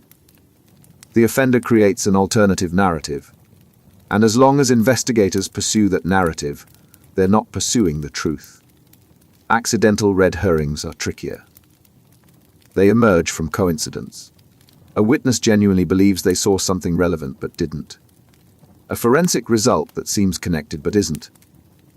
A suspect with motive and opportunity who turns out to be uninvolved. There's no malice, just bad luck. But the effect is the same. The investigation derails. Media amplifies red herrings. A sensational detail gets reported. The public fixates. Pressure builds on investigators to address it. Even if they know it's a distraction, they can't fully ignore it. They have to be seen investigating. So resources that should be elsewhere get diverted. The red herring consumes attention disproportionate to its relevance. Recognizing a red herring requires skepticism. Does this evidence fit the overall pattern? Does it align with other confirmed facts? Or does it stand alone, disconnected from everything else? Isolated evidence that seems too convenient often is. The brain wants patterns. When evidence appears that completes a pattern, it's tempting to accept it without scrutiny. But that's when scrutiny is most needed. Some investigations never recover. The red herring becomes the dominant narrative. The case gets marked solved based on the misdirection. The real offender stays free. Years later, new evidence surfaces. The red herring is exposed. But by then, witnesses are gone. Memories have faded. Physical evidence has degraded. The window for solving the case has closed. All because a distraction, deliberate or accidental, pulled investigators in the wrong direction at the critical moment. Leak strategy. Information gets out. Details only investigators should know. The media has them. The public knows them. And suddenly the investigation changes.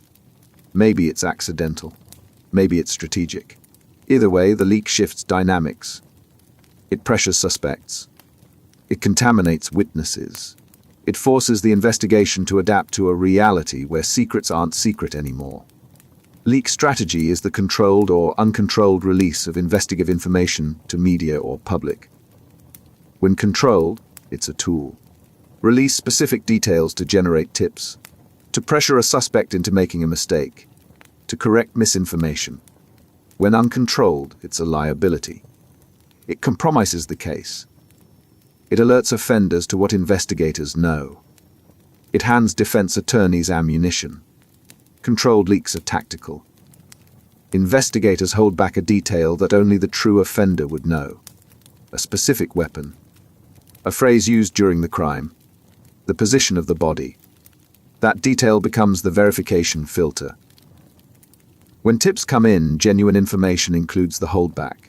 False tips don't. The leak separates signal from noise. Another uses pressure. A suspect is under surveillance but hasn't been arrested. Investigators leak that they're closing in, that forensics are being processed, that witnesses are cooperating. The leak creates psychological stress. The suspect might panic, Reach out to accomplices. Try to dispose of evidence. Move in ways that generate new leads or mistakes. The leak becomes bait. But leaks backfire.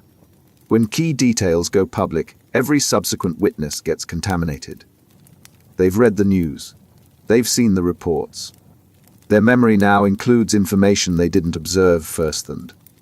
When they testify, defense attorneys will argue the testimony is unreliable, based on media coverage, not actual recall.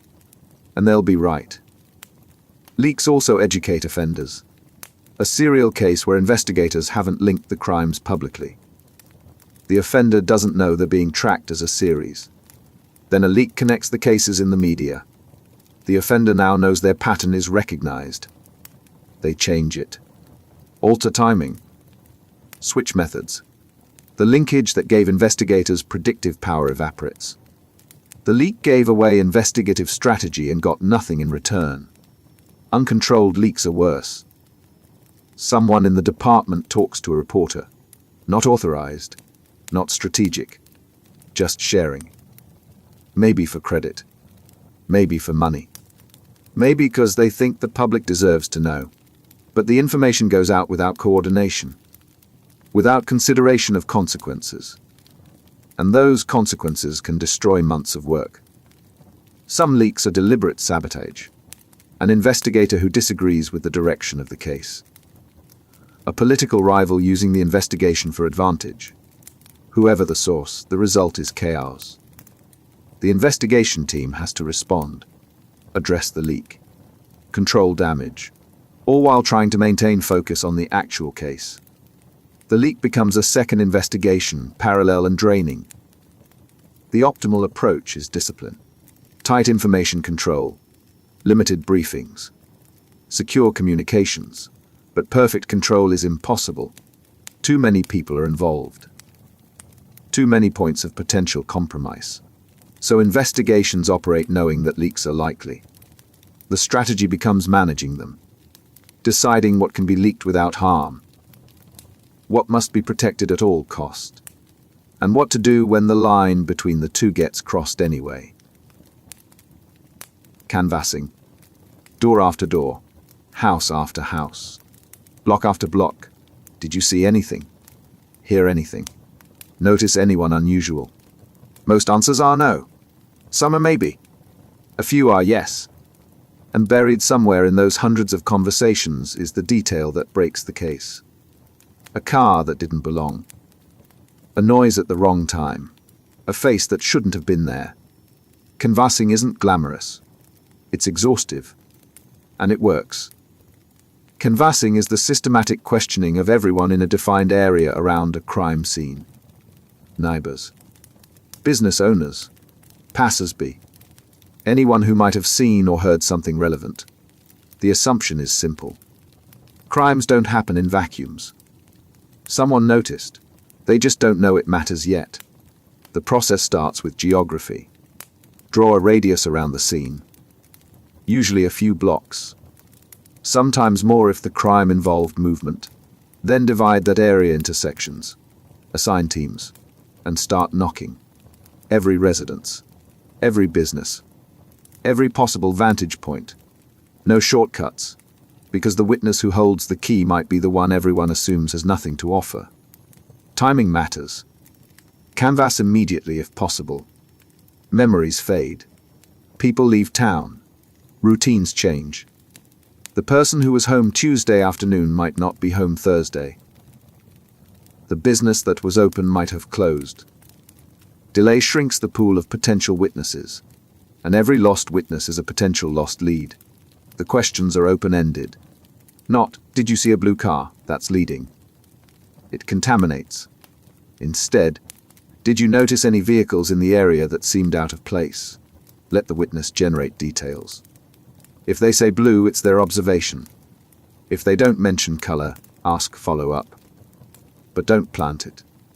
Most canvassing yields nothing directly useful. People weren't home, didn't notice, weren't paying attention. That's expected. But the canvass isn't wasted. It establishes a baseline. It maps who was where. and sometimes what seems irrelevant in the moment becomes critical later. A witness mentions a delivery truck that was parked nearby. At the time, it means nothing. Weeks later, investigators learn the offender worked for that delivery company. The canvas connection makes the link. Canvassing also generates alibi verification. A suspect claims they were at a specific location at the time of the crime. Canvass that location. Did anyone see them? Can anyone confirm? The absence of confirmation isn't proof of lying, but it's notable. And if someone saw them elsewhere, the alibi collapses. Some witnesses don't realize they're witnesses until asked. They saw something but didn't process it as significant. A person leaving a building. A car parked at an odd angle. A noise that seemed off but wasn't alarming. The canvas gives them context. It tells them why what they saw matters. And that realization often unlocks details they didn't know they remembered. Canvassing is labor-intensive. It takes bodies, time, patience. Agencies with limited resources struggle to do it thoroughly. But when it's done right, it's one of the most reliable investigative methods. Because criminals operate in physical space. And physical space has observers. The canvas finds them. Chain of custody. Evidence is collected at a scene. It's logged, sealed, transported, stored, tested, presented in court. Every hand it passes through is documented. Every transfer recorded. Every moment accounted for. Because if there's a gap, if even one link in the chain is missing, the evidence becomes vulnerable. Defense attorneys will argue it was tampered with, contaminated, switched, and the jury might believe them. Chain of custody is the documented process of evidence handling from collection to courtroom. It proves the evidence presented is the same evidence collected. That nothing was added, removed, or altered along the way. Without it, even solid physical evidence can be ruled inadmissible. The chain starts at the scene. The first officer to handle evidence logs it, notes what it is, where it was found, the time, their name, then seals it in a container with a unique identifier. That container goes to the evidence technician, who signs for it, logs receipt, and transports it to the lab or evidence storage. Every step is a link. Every link is documented. Breaks happen. An officer forgets to sign the log. A seal isn't properly applied. Evidence sits unattended during transport. These aren't necessarily malicious. The human error. But error creates doubt. And in court, doubt is enough. Defense can argue that during the break, someone could have tampered with the evidence. There's no way to prove they didn't. So the evidence gets excluded. Storage is a vulnerability. Evidence rooms hold thousands of items. Access is controlled but not perfect. People enter. Items get moved. Containers get handled. If the logs don't show every instance of access, every person who touched the item, the chain weakens. An attorney asks, can you prove no one else accessed this evidence between collection and testing? If the answer is no, the chain is compromised. Testing introduces more links. The lab receives the evidence. A technician signs for it, conducts analysis, returns it to storage. Each step needs documentation. If the lab loses track of a sample, even briefly, the chain breaks. The results of the test might still be accurate. But without unbroken custody, there's no way to prove the tested sample is the original evidence. Chain of custody doesn't just protect against tampering. It protects against mistaken identity. In a busy evidence room, similar items can get confused. 2 bags of white powder, 2 blood-stained shirts. If the logs don't clearly track which item went where, there's risk of mixing them up. The chain prevents that. It ensures item A from scene A stays item A through every stage. Some high-profile cases have collapsed over chain failures. Evidence that seemed ironclad gets thrown out because the documentation is incomplete. The jury never sees it. The case weakens. Sometimes fatally. all because someone didn't sign a form or broke a seal without recording it. Maintaining the chain requires discipline, strict protocols, training, redundancy. And even then, it's fragile, because evidence passes through many hands. And humans make mistakes. The chain of custody doesn't prevent mistakes. It just makes them visible. And visible mistakes in criminal court can mean the difference between conviction and acquittal. Forensic Palynology. A body is found far from where the victim was last seen. No witnesses. No clear crime scene. But stuck to the victim's clothing are microscopic pollen grains. Under a microscope, those grains reveal species. Oak, ragweed. A type of grass that only grows in specific regions. The pollen tells a story. It maps where the victim was before death, and that map leads investigators to the actual crime scene. All from dust most people never notice. Forensic palynology is the study of pollen and spores in criminal investigations. Every plant produces pollen. That pollen spreads. It clings to clothing, shoes, hair, vehicles. And because different plants grow in different locations, pollen acts as a geographic signature. Find the pollen, trace the location. The method works because pollen is abundant and distinctive. A single plant can produce millions of grains. Those grains get carried by wind, insects, animals. They settle on everything, and they're durable. Pollen can survive for years. It doesn't degrade easily. So even old evidence can yield pollen data. Collection is delicate. Investigators take samples from clothing, shoes, any surface that might have picked up pollen. Sometimes from nasal passages or hair. The samples go to a palynologist, who isolates the grains, identifies species, and builds a profile. This location has oak pine and wildflower pollen in specific ratios. That profile gets compared to known areas. Where do those species co-occur in those proportions? The answer narrows the geographic search. In one case, a suspect claimed they'd never been to a rural area where a body was found. But pollen on their car mat matched the unique mix of plants at that site. The pollen placed them there. Their alibi collapsed. The case moved forward. No witness. No confession. Just microscopic evidence they didn't know they'd collected. Pollen also refutes false claims. A suspect says they were in location A. Pollen on their clothes matches location B. The pollen doesn't lie. It's passive. It doesn't have motive. It just records contact. And that record can contradict a carefully constructed story. But the method has limits. Pollen is widespread. A match doesn't prove someone was at a specific crime scene. It proves they were in an area where those plants grow. That area might be large, multiple square miles. The pollen narrows the search but doesn't pinpoint. It's a filter, not a fingerprint. Contamination is also a risk. Pollen travels. Someone could pick up pollen from one location and transfer it to another. Wind can carry grains long distances. A match might reflect secondary transfer, not direct presence. The palynologist has to account for that, to distinguish likely primary contact from possible contamination.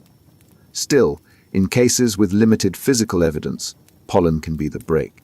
It links suspects to locations they deny visiting. It confirms or contradicts timelines.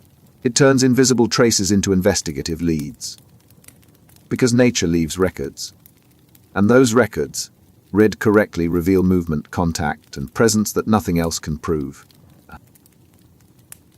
Forensic entomology. Flies arrive within minutes. They lay eggs. Those eggs hatch into larvae. The larvae feed, grow, pupate, emerge as adults. The cycle is predictable. And because it's predictable, it's measurable. When investigators find a body, they don't just look at the remains. They look at the insects, the species, the life stages, the progression. And from that, they calculate how long the person has been dead, not from decay, from the bugs. Forensic entomology is the use of insect evidence to determine time since death and other case details. insects colonize bodies in stages. Different species arrive at different times. Their development follows known schedules. Map the insects present, match them to their development timeline, and you get a death window. Often more accurate than medical estimates when decomposition is advanced. The first wave is blowflies. They detect death fast, sometimes before humans do. They lay eggs in openings, eyes, mouth, wounds. Those eggs hatch within hours. The larvae, maggots, feed on tissue. Their growth is temperature dependent. Warmer speeds development. Cooler slows it. But the progression is consistent. Measure the maggot size and age, factor in temperature, and you calculate when the eggs were laid, which approximates time of death. After blowflies come other species. Flesh flies, beetles. Each has a colonization window. Beetles arrive later, after initial decomposition. Their presence indicates the body has been exposed for days or weeks, not hours. The sequence of species creates a biological timeline. And that timeline anchors the investigation. Temperature is critical. Insect development rates change with ambient conditions. An entomologist collects weather data for the location, historical temperatures, day and night cycles. They use that data to adjust the development model. A maggot that's 5 days old in summer heat might be 8 days old in spring cool. The math accounts for that. But variables complicate it. If the body was moved, the insect colonization reflects the current location, not the original. If the body was wrapped or stored, colonization is delayed. Insects can't access a sealed container. They only arrive after exposure. So the insect timeline measures time since exposure, not necessarily time since death. The entomologist has to interpret context. Insect evidence also reveals other details. Certain species only live in specific environments. Find those species on a body, and you know the body was in that environment at some point. Indoor species versus outdoor, urban versus rural. The insects map geography as well as time. Drug use shows up in larvae. Insects feeding on tissue absorb whatever chemicals are in that tissue. Toxicology on maggots can reveal drugs the victim used, sometimes more reliably than testing degraded human tissue. The insects become a biological record of what was in the body when they fed. Forensic entomology isn't intuitive. Most people find it unsettling, but it's precise. In cases where medical examination can't narrow time of death, insects can. They're nature's clock. And in death investigation, where timing is often everything, that clock can mean the difference between a cold case and a solvable one. Forensic odontology. A bite mark on a victim. An unidentified body with only teeth intact. A mass disaster where dental records are the only way to confirm who died. Teeth are durable. They survive fire, decomposition, trauma that destroys everything else. And because every person's dental pattern is unique, teeth become identifiers. They link victims to names, suspects to crimes, the dead to the living. Forensic odontology is the application of dental science to legal cases. It covers identification, bite mark analysis, and age estimation. When other methods fail, teeth often provide answers. They're the last evidence to degrade, and their uniqueness makes them reliable markers. Identification is the most common use. An unidentified body. Dental records from a missing person. A forensic odontologist compares them. Fillings, crowns, root canals. Tooth alignment. Missing teeth. Dental work creates a unique pattern. If the records match the remains, identification is confirmed. No DNA needed, no fingerprints, just teeth. Mass disasters rely on this. Plane crashes, fires. Events where bodies are damaged beyond visual recognition. Dental teams sort through remains. Match dental records to victims. It's painstaking, but often it's the only method that works, because teeth endure what soft tissue can't. Bite mark analysis is more controversial. When a victim has a bite mark, an odontologist examines it, photographs it, measures it, then compares it to a suspect's dental impression. The theory is that tooth alignment, spacing, and where patterns are unique enough to bite to a specific person. But the science is disputed. Skin is elastic. It distorts. Bite marks aren't static impressions. They're dynamic injuries. Two experts can look at the same mark and reach different conclusions. Some convictions based on bite mark evidence have been overturned. DNA later proved the suspect wasn't the biter.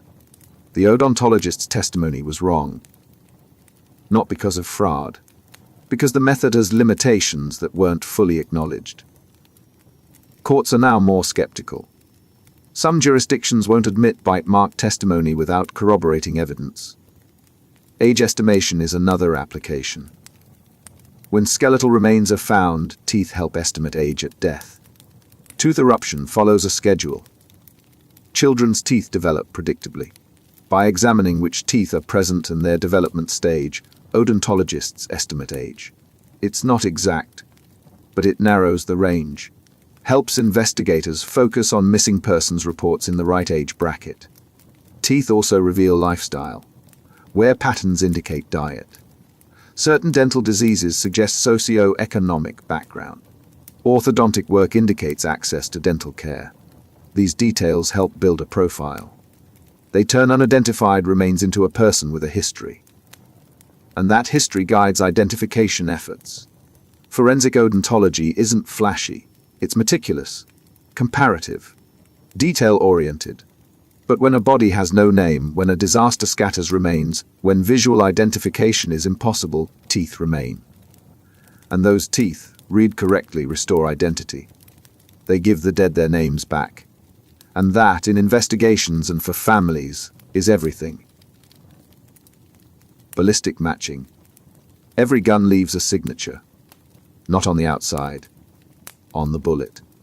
When a firearm discharges, the barrel's interior, rifling lands and grooves, cuts into the projectile. Those marks are microscopic, unique, like fingerprints. Two bullets fire from the same gun will share those marks. Two bullets from different guns won't. And that difference is how investigators connect a bullet recovered from a victim to the weapon that fired it. Ballistic matching, or firearms identification, is the comparison of bullets and casings to determine if they were fired from a specific weapon. It's based on tool mark analysis. The gun is the tool. The bullet is the mark. And because manufacturing leaves microscopic variations in every barrel, no two guns mark bullets identically. The process starts with recovery. A bullet is extracted from a victim or a scene. It's examined under a comparison microscope. Investigators look for striations, the fine lines left by the barrel's rifling. Those striations form a pattern. Then a test fire is conducted. The suspect weapon fires a bullet into a water tank or gel block. That test bullet is recovered, placed under the microscope next to the evidence bullet, and compared. If the patterns match, the conclusion is that both bullets were fired from the same gun. The unique marks align. The correspondence is clear. That match links the weapon to the crime. Even if no one saw it fired, even if there are no witnesses, the ballistics provide physical proof. Casings work similarly. When a gun fires, the casing ejects. The ejector, firing pin, and chamber all leave marks on the casing. Those marks are also unique. Casings recovered at a scene can be matched to a weapon, or to other casings from different scenes. Linking crimes, establishing a pattern, connecting cases that seemed unrelated. Databases enhance this. NABIN, the National Integrated Ballistic Information Network, stores digital images of bullet and casing markings. When a gun crime occurs, the evidence gets entered. The system searches for matches. A casing from one shooting matches a casing from another. Suddenly, two jurisdictions realize they're looking for the same gun. The investigation focuses. Resources coordinate. But ballistic matching isn't infallible. Barrels wear over time. The more a gun is fired, the more the rifling degrades. Marks change. A bullet fired early in a weapon's life might not match one fired thousands of rounds later. The degradation introduces variability, and variability creates doubt. Subjectivity is another issue. The comparison requires expert judgment. One examiner might see a match, another might not. There's no algorithm that decides. It's visual assessment, experience-based, and experience can vary. Some high-profile cases have seen conflicting ballistic testimony. Different experts, different conclusions. Same evidence. Still, when the match is clear, ballistic evidence is powerful. It places a specific weapon at a specific crime. It links suspect to victim, gun to bullet, intent to consequence. And in cases where the weapon is the only physical connection between offender and crime, that link is often what secures conviction. Because bullets don't lie. They just carry the truth etched in microscopic detail, until someone looks closely enough to read it. Digital forensics. A phone is locked, encrypted. The suspect won't provide the password, but the device still holds everything. Messages, photos, location history, deleted files that aren't actually gone, browser history, app data, a complete digital life. And with the right tools, investigators can access it, extract it, map it, turn the device into a witness that can't lie and can't refuse to testify. Digital forensics is the recovery analysis of data from electronic devices in criminal investigations. Phones, computers, tablets, hard drive storage, anything that stores information digitally. The goal is evidence, communications, timelines, locations, proof of intent, all locked inside circuits and storage chips. The first challenge is access. Devices are encrypted, passcodes, biometrics. Security that's designed to keep data private. Law enforcement has tools. Software that exploits vulnerabilities. Hardware that bypasses locks, but encryption gets stronger. The arms race between security and access is constant. What works today might not work tomorrow. Once access is gained, extraction begins. Everything on the device gets copied. Not just what's visible. Deleted files, temporary data, system logs. The operating system thinks deletion means gone. But deletion often just marks space as available. The data remains until overwritten. Forensic tools recover it. Messaging apps are gold mines, text conversations, encrypted chats.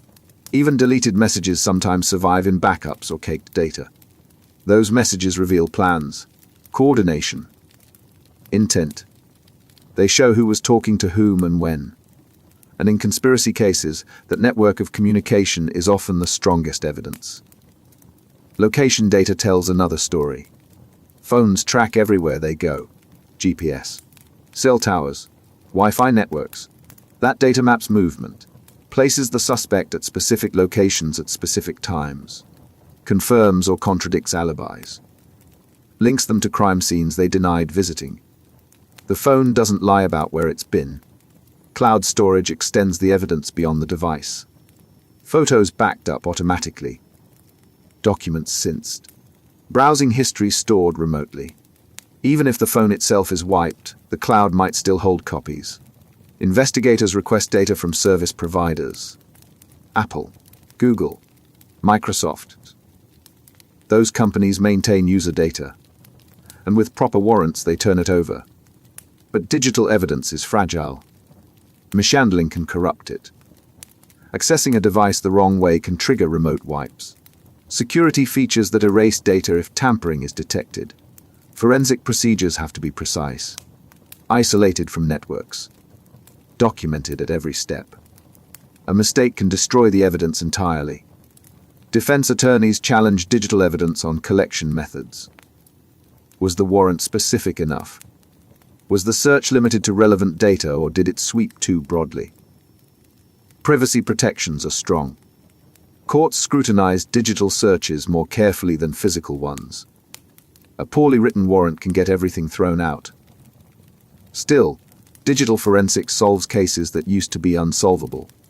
It provides evidence that didn't exist before smartphones and cloud computing. It turns everyday devices into comprehensive records of behavior, intent, and movement. And in an era where almost everyone carries a tracking device voluntarily, that capability has fundamentally changed how investigations operate. Cell site analysis. A call is made, a text is sent. The phone connects to the nearest cell tower. That connection creates a record. Timestamp. Duration.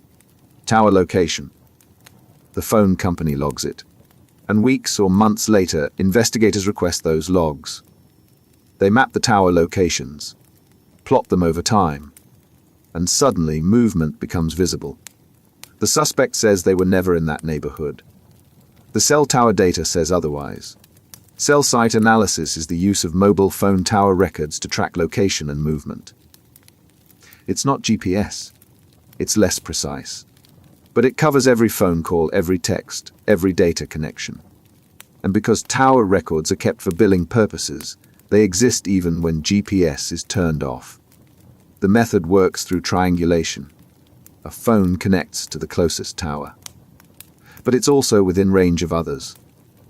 By analyzing signal strength and which towers the phone communicated with, analysts estimate location, not down to an address, but to a general area, a few hundred meters, sometimes more, sometimes less. Enough to place someone in a neighborhood or along a road. Tower records reveal patterns. A suspect's phone pings towers near their home in the morning, near their workplace during the day, near the crime scene at the time of the incident, then back home. The pattern maps their day, and if that pattern contradicts their statement, the contradiction becomes evidence. The data also shows association. Two phones that consistently connect to the same towers at the same times. Even if no calls or texts are exchanged between them. They're moving together, meeting at the same locations. That proximity suggests connection, and connection can imply coordination. But cell site data has limits. Tower range varies. In dense urban areas, towers are close together. Precision is higher. In rural areas, a single tower might cover miles. The location estimate becomes a circle with a huge radius. Saying someone was somewhere in that circle isn't useful. It's too vague. The phone might also connect to a tower that's not the closest. Signal interference. Network load. Switching between towers. The data says the phone connected to Tower A, but the phone might have been closer to Tower B. The connection doesn't always mean proximity. That ambiguity creates doubt. Analysts testify about cell site data. They explain the technology, show the maps, point to the patterns. But defense attorneys challenge interpretation. They argue the data is too imprecise. That being within tower range isn't the same as being at a specific location. And they're right. It's not. The data provides probability, not certainty. Still, when combined with other evidence, cell site analysis is powerful. It corroborates witness statements. It supports timeline reconstructions. It places suspects near scenes at critical moments. And in cases with limited physical evidence, that placement can be the difference between a case going cold and moving forward. Because phones are always talking to towers. And those conversations, properly analyzed, reveal more than most people realize. Timeline reconstruction. Events don't happen in isolation. They occur in sequence. One action leads to another. Causes produce effects. And understanding that sequence is often the key to understanding the crime. When did the victim last make contact? When did the suspect leave work? When did neighbors hear the noise? Each timestamp is a piece. And when arranged correctly, those pieces form a timeline. A roadmap of who did what and when. Timeline reconstruction is the process of assembling chronological sequences from available evidence. Witness statements, phone records, security footage, financial transactions, digital activity. Each source provides timestamps. The challenge is integrating them into a coherent narrative that explains how events unfolded.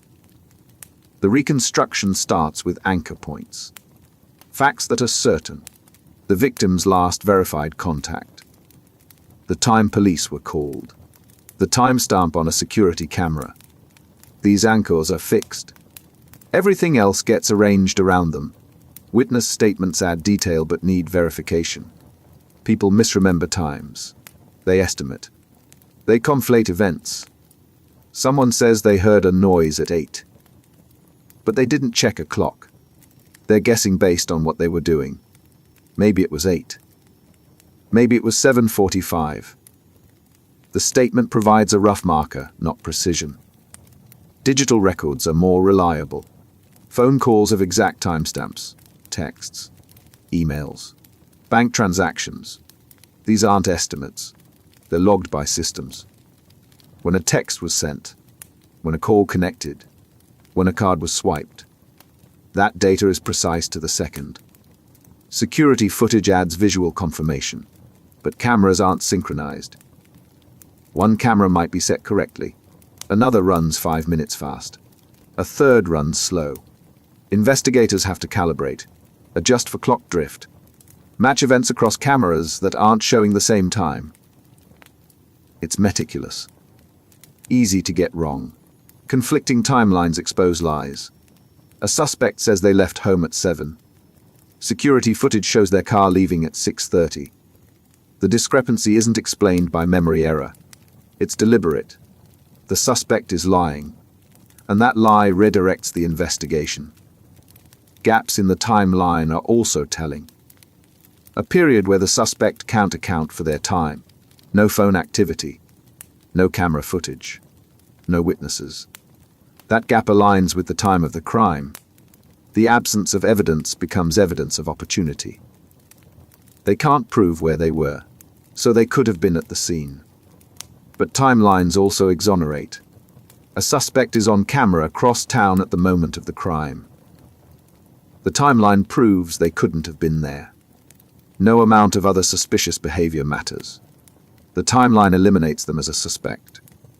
Reconstructing timelines is painstaking. Every source has to be verified. Every timestamp checked. Every assumption tested. But when done correctly, the timeline becomes a framework. It organizes chaos. It turns scattered facts into a story. And that story, if accurate, often reveals exactly what happened and who made it happen. Alibi verification. A suspect offers an explanation. I wasn't there. I was at work. I was with friends. I was home alone. That statement is an alibi. And investigators don't just accept it. They test it.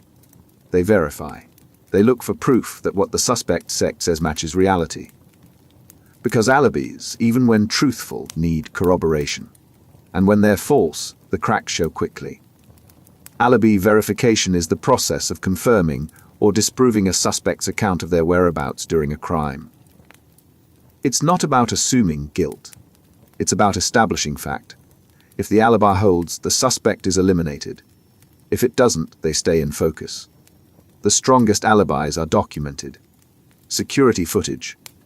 Timestamped transactions. Digital records. Something that proves presence at a different location during the critical time window. A suspect claims they were at a store. Camera footage shows them there. Timestamp aligns. Alibi verified. They're eliminated. Witness-based alibis are weaker. A friend says the suspect was with them. But friends lie. They misremember. They cover. Investigators press. They interview the witness separately. Ask for specifics. What were you doing? What was said? What time did they arrive and leave? Inconsistencies emerge. Details don't match. The alibi starts to crack. Unverifiable alibis are the weakest. I was home alone. No one saw them. No phone activity. No digital footprint. The alibi might be true. But there's no way to confirm it. And without confirmation, the suspect stays in play. Cell site data tests alibis. A suspect claims they were across town. Phone records show their device pinging towers near the crime scene. The alibi collapses. The location data contradicts the statement. And that contradiction shifts from investigation to interrogation. Financial records also verify. A suspect says they were shopping.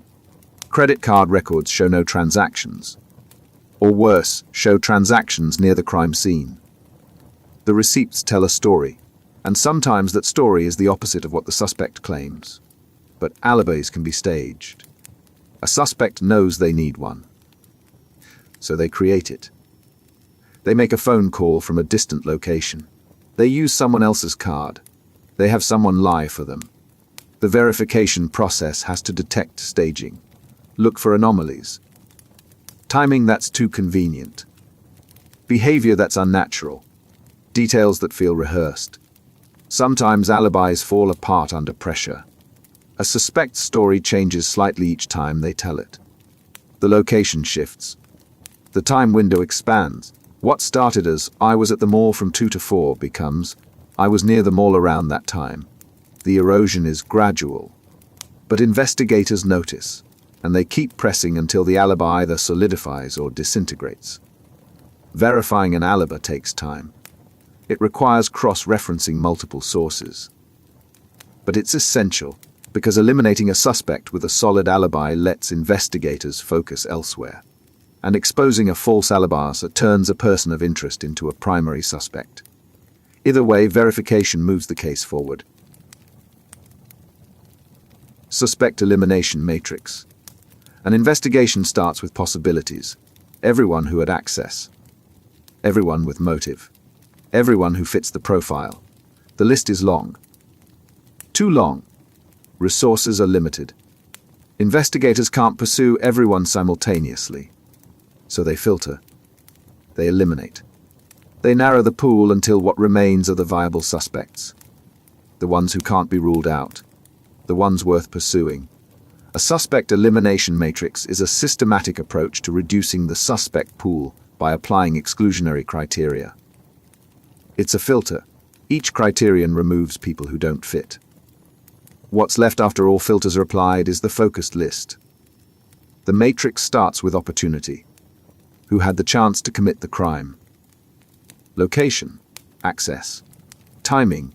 If a suspect was verifiably elsewhere, they're eliminated. No matter how strong the motive, no matter how suspicious the behavior. Opportunity is binary. Either they could have been there or they couldn't. Next comes physical profile.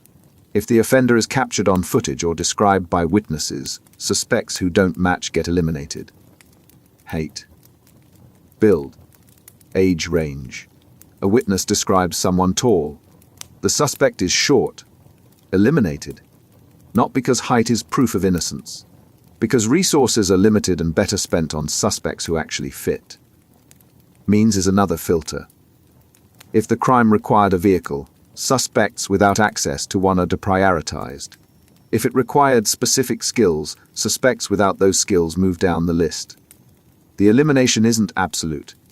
Someone could borrow a car, learn a skill, but the matrix prioritizes likelihood. Forensic evidence eliminates more. DNA doesn't match. Fingerprints don't match. Handwriting doesn't match. Each negative result removes a suspect from active investigation. They might still be in the file. But they're no longer the focus. Behavioral consistency also matters. If the crime shows organization and planning, chaotic offenders get deprioritized. If it shows impulsivity, highly organized suspects become less likely. The matrix uses profiling not to identify but to exclude. To focus resources on suspects whose behavior aligns with the crime's characteristics. The danger is premature elimination. A suspect gets ruled out too quickly. A criterion that seemed definitive turns out to be wrong. The witness's description was inaccurate. The forensic sample was contaminated. The alibi that seemed solid was staged. And now the actual offender is no longer being investigated because they were filtered out. Some investigations never recover from that error. The real suspect is eliminated early.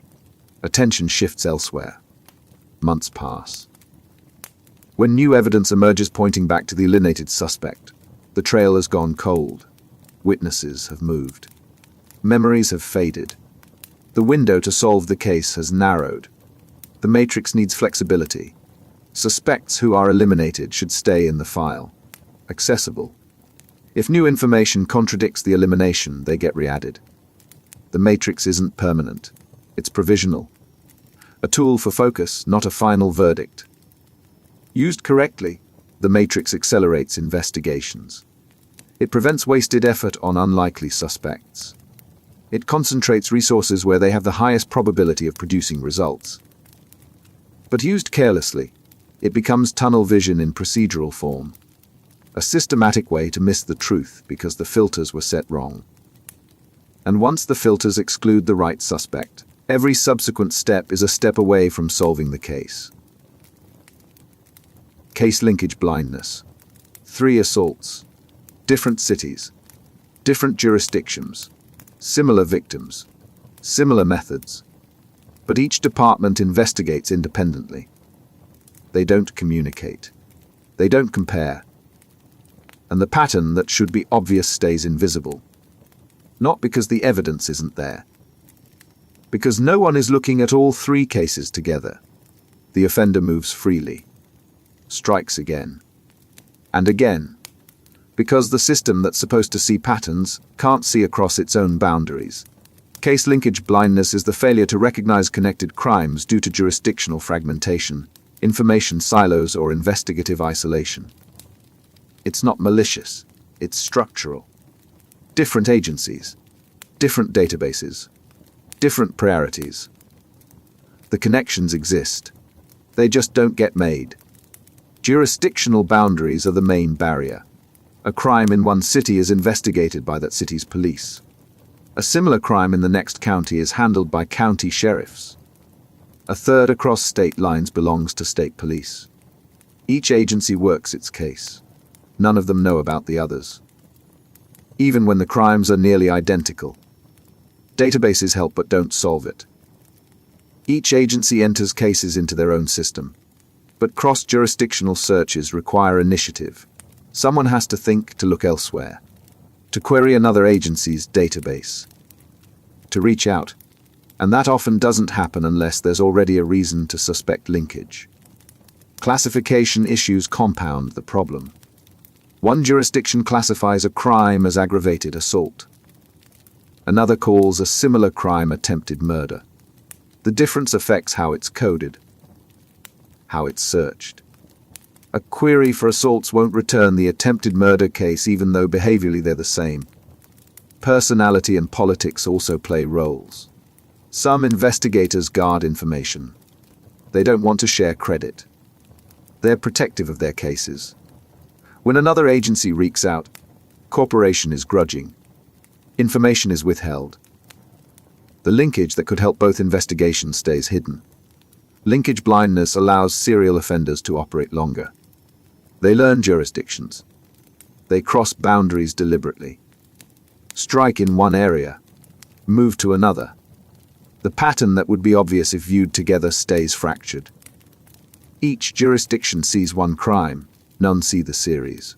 Task forces exist to address this. Multi-jurisdictional teams. Information sharing agreements. Regional databases. But they're reactive. They form after linkage is already suspected. They don't prevent blindness. They treat it after damage is done. Some serial cases went unsolved for years because of linkage blindness. The offender was operating across multiple states. Local agencies investigated individual crimes. Federal agencies weren't involved because no single crime crossed state lines in a way that triggered jurisdiction. By the time the pattern was recognized, the offender had a long history. Victims who could have been spared weren't. Because the system's design prevented the connection from being made. Technology improves this.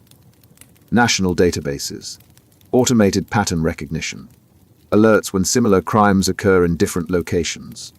But the technology only works if agencies use it, if they enter data completely, if they check results. Human behavior remains the bottleneck. Case linkage blindness doesn't just delay justice. It multiplies harm. Every crime that could have been prevented if the pattern was seen earlier is a failure of the system. not the individual investigators. The system, the structure that keeps information separated when it should be shared. And until that structure changes fundamentally, blindness will remain a feature, not a bug. Signature escalation. The first crime is controlled, methodical. The offender takes what they need and leaves. The second is similar but more aggressive. More time at the scene, more risk taken. By the third, the control is slipping. The violence is excessive, unnecessary. The offender is no longer just committing crimes. They're feeding something, and what they need to feel satisfied is growing. Signature escalation is the progressive intensification of an offender's psychological needs expressed through crime. The signature, the part of the crime that serves no functional purpose, becomes more extreme over time. What started as minor ritual becomes elaborate compulsion. The offender needs more to achieve the same satisfaction, and more means riskier, more violent, more visible. The escalation follows a pattern. Early crimes show restraint. The offender is testing, learning what works. What doesn't? The signature is present but subtle. Maybe they arrange objects in a specific way. Maybe they spend extra time at the scene. But it's controlled. They're still careful. As confidence builds, the signature expands. The offender takes more time, does more.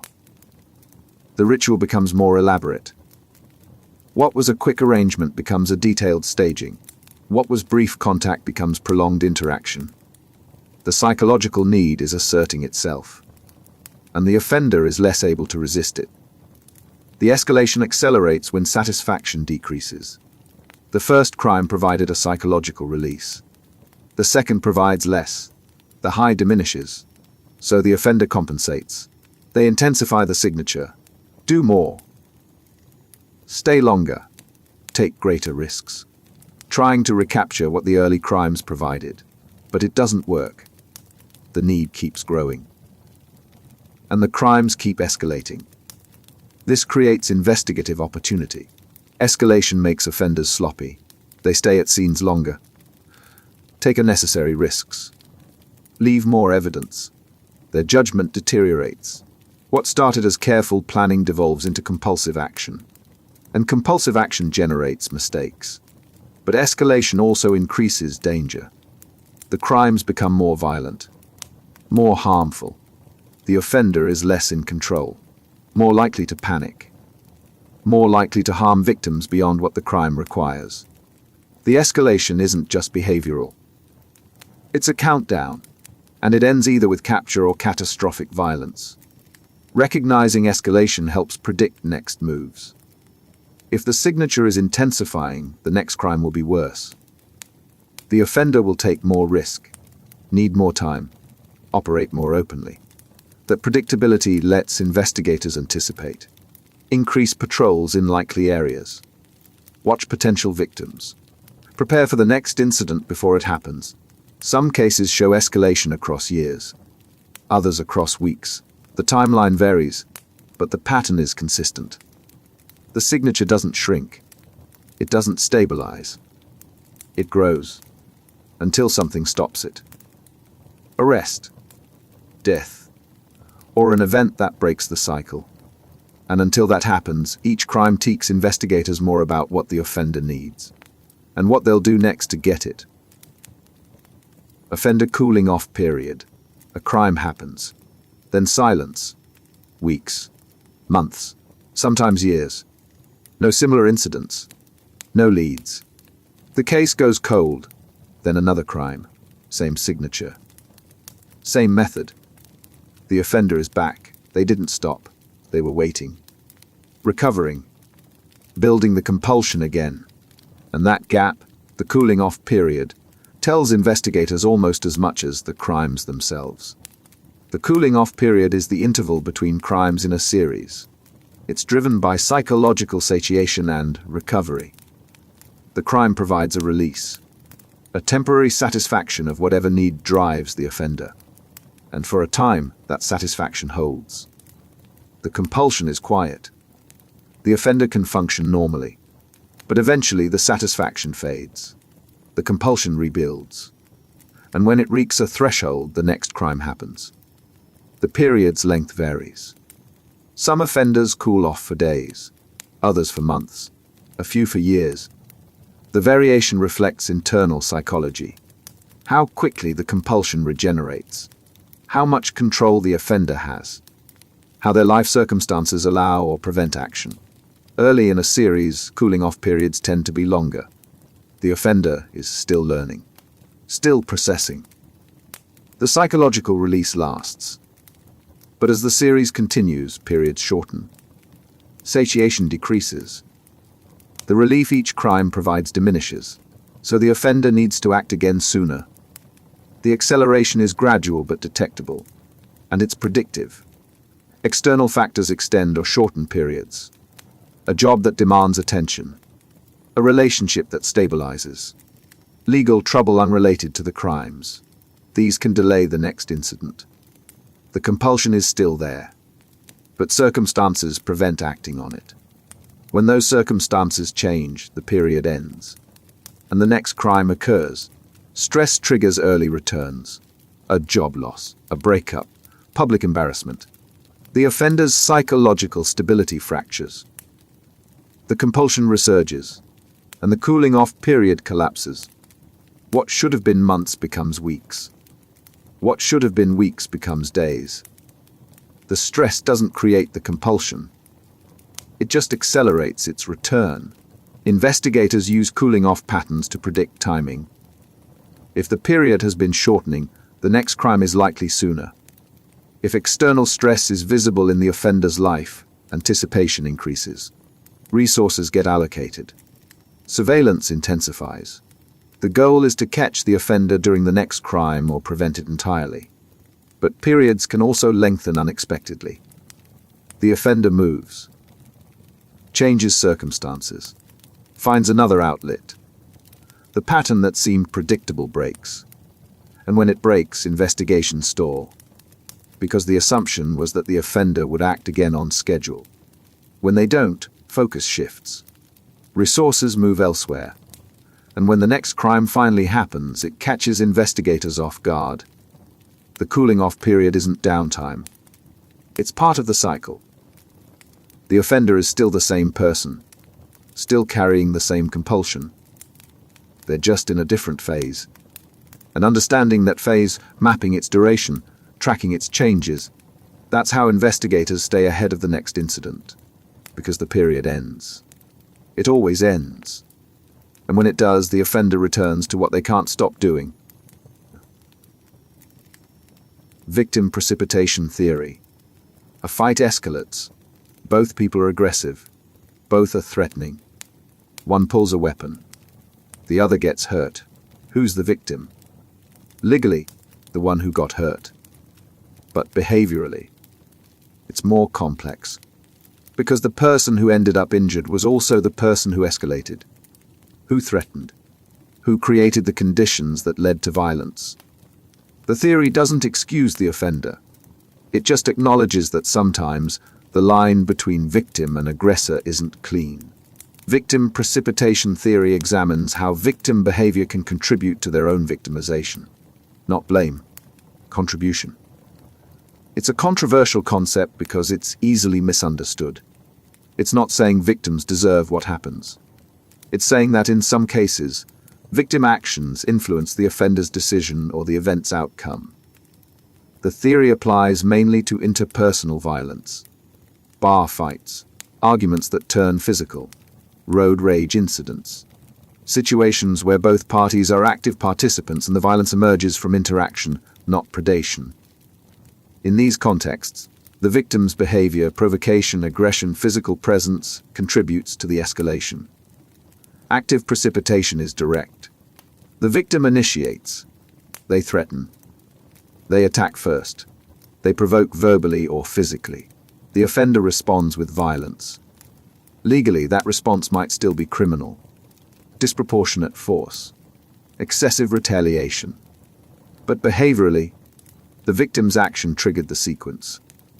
Passive precipitation is subtler. The The victim's mere presence or characteristics provoke the offender. They're in a location that angers someone. They represent something the offender hates. They unintentionally trigger a reaction. The victim didn't do anything aggressive. But something about them, their identity, their presence, set the offender off. The theory is useful for understanding patterns. Why certain victims get targeted. Why violence occurs in specific contexts. It helps investigators reconstruct events, determine who initiated, who escalated, whether the violence was predatory or reactive. Those distinctions affect charging decisions, affect case narratives, affect how juries interpret events. But the theory is dangerous when misapplied. It's been used to blame sexual assault victims for their clothing, to blame robbery victims for displaying wealth, to shift responsibility from offender to victim. That's not what the theory is for. It's not a justification framework. It's an analysis tool. And using it to excuse criminal behavior is a corruption of its purpose. Some victimologists reject the theory entirely. They argue it inherently victim blames. That any framework acknowledging victim contribution opens the door to excusing offenders. That the focus should always be on offender choice and responsibility. Those critiques are valid. The theory has been misused. And in sensitive cases, especially sexual violence, its application is ethically fraught. Investigators use it carefully. In clear mutual combat scenarios, it helps reconstruct who did what. In predatory crimes, it's irrelevant. The victim's behavior didn't cause the victimization. The offender's intent did, and conflating the two obscures rather than clarifies. The theory has a place. But it's a narrow place, and stepping outside those boundaries turns analysis into blame. And blame, in victim contexts, is never the goal. Equivocal death analysis.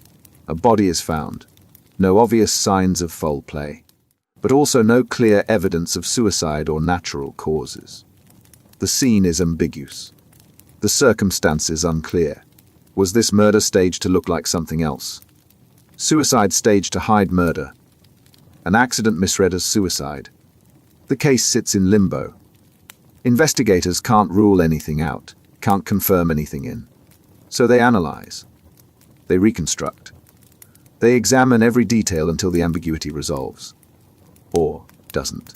Equivocal death analysis is the investigative and forensic process of determining manner of death when initial evidence is inconclusive. It's applied when deaths could be homicide, suicide, accident, or natural, and the available evidence doesn't clearly indicate which. The analysis integrates autopsy findings, scene examination, psychological autopsy, witness statements, and victimology to reach a conclusion. The process starts with scene analysis. Is anything inconsistent? A suicide with no note isn't suspicious, but a suicide with no access to the method is. A hanging where the victim couldn't reach the anchor point. A gunshot wound at an angle the victim couldn't have achieved. These physical impossibilities rule out suicide. And if suicide is ruled out, the options narrow. Psychological autopsy adds context. Investigators interview family, friends, co-workers. They map the victim's mental state. Were they depressed? Suicidal? Making plans for the future? Recent stressors? Financial trouble? Relationship issues? A victim with no suicidal indicators makes suicide less likely. Not impossible, but less probable. Staging detection is critical. Offenders who stage deaths make mistakes. They pose bodies in ways that don't match how people actually die. They create scenes that look like what they think suicide or accident looks like, not what it actually looks like. Experienced investigators spot these. The gun in the wrong hand. The note in the victim's handwriting but phrased unnaturally. The position of the body inconsistent with the supposed cause. Autopsy findings resolve some cases. Defensive wounds rule out suicide. Lack of carbon monoxide in the blood despite being found in a running car suggests the victim was already dead when placed there. Toxicology showing incapacitation before the supposed suicidal act means someone else was involved. The body tells truths the scene might hide. But some cases stay equivocal. The evidence genuinely supports multiple interpretations. A person with depression who died in circumstances that could be accident or suicide. A death that could be homicide or misadventure. When ambiguity persists, the manner of death gets classified as undetermined. Not because investigators failed, because reality doesn't always provide clean answers. Insurance companies care about this. Life insurance doesn't pay for suicide within certain policy periods. So families push for accident rulings. Offenders stage murders as suicides knowing this. The financial stakes create pressure, and pressure can distort analysis. Investigators have to resist. Follow evidence, not desired outcomes. Equivocal death analysis doesn't always provide closure. Sometimes it just replaces "we don't know" with "can't know." But even that has value. It prevents false certainty. It keeps cases open when they should be. And it ensures that when a conclusion is reached, it's based on evidence, not assumption. Because in death investigation, getting it wrong has permanent consequences. And wrong certainties are more dangerous than honest uncertainty. Forensic linguistics. A ransom note is delivered. Investigators analyze it. Not just what it says, how it says it. Word choice. Sentence structure. Grammar patterns. Spelling errors. Punctuation. Regional dialect markers. Every linguistic choice is a clue. And when compared to known samples, a suspect's writing, recorded speech, those clues reveal authorship. The words themselves become evidence, not their meaning, their construction. Forensic linguistics is the application of linguistic analysis to legal contexts. It identifies authors, detects deception, analyzes threats, determines whether statements are coerced or voluntary. It treats language as behavior. And like all behavior, language has patterns. Patterns that betray identity. Authorship attribution is of primary use. A threatening letter, an anonymous email. Investigators have a suspect. They obtain writing samples. Then a forensic linguist compares. Do the samples share syntactic structures, vocabulary preferences, idiosyncratic phrasings, consistent errors? If the overlap is substantial, it suggests common authorship. If it's not, it suggests different authors. The analysis goes beyond surface features. It examines syntax, how sentences are constructed, whether the author uses passive voice, how they structure conditional clauses, whether they favor coordination or subordination. These aren't conscious choices. They're habits, and habits are consistent. Vocabulary analysis tracks word choice. Does the author use formal or informal language, technical jargon, regional terms, dated expressions? Vocabulary reflects education, region, age, occupation. A ransom note using legal terminology might come from someone with legal training. One using dialect-specific terms narrows geographic origin. Errors are also diagnostic, not random mistakes. Consistent errors. Someone who always writes "there" when they mean "there." Someone who always drops commas before coordinating conjunctions. These errors are fingerprints. They appear across samples. And when they match, they link documents to authors. Deception detection is another application. Linguistic markers change when people lie. Increased passive constructions. Distancing language. Overuse of qualifiers. Unnecessary detail in irrelevant areas. Vagueness in critical moments. A forensic linguist analyzes interrogation transcripts. Maps where language shifts. Those shifts flag potential deception. Not proof. Not proof, but flags worth investigating. Coercion detection matters in confession analysis. Was a confession voluntary? Or was it fed to the suspect? Linguists compare the confession language to the suspect's normal speech. If the confession uses vocabulary structures and phrasings the suspect doesn't normally use, it suggests external influence. Someone else's words in the suspect's mouth. But forensic linguistics isn't foolproof. People vary their language by context. Formal writing differs from casual texts. Speech differs from writing. A single sample might not represent someone's full linguistic range. And if the comparison sample is from a different context than the question document, the analysis might misattribute. Courts are cautious about linguistic evidence. It's not as definitive as DNA. It's probabilistic, interpretive. One linguist might conclude authorship. Another might disagree. The subjectivity creates vulnerability. Defense attorneys challenge it, argue it's not real science, not reliable enough. Some jurisdictions accept it. Others don't. The field is still establishing its evidentiary footing. But when used carefully, it provides leads, narrows suspect pools, supports other evidence.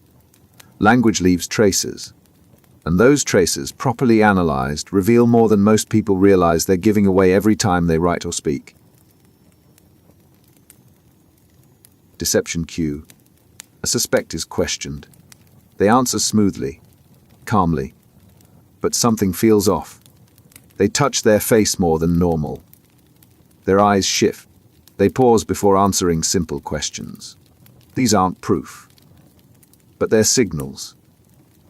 Indicators that the brain is working harder than it should, that the story being told isn't the story being remembered, that somewhere between question and answer, the truth is being edited. Deception cues are behavioral and linguistic markers that suggest someone is lying. They don't prove deception. No single cue does. But patterns of cues clusters raise the probability. And investigators trained to spot them can identify when someone is constructing rather than recalling. When they're managing a narrative rather than reporting truth. Verbal cues include distancing language. The suspect stops using first person. I didn't do it becomes, that didn't happen. The shift removes personal agency, creates space between the speaker and the act.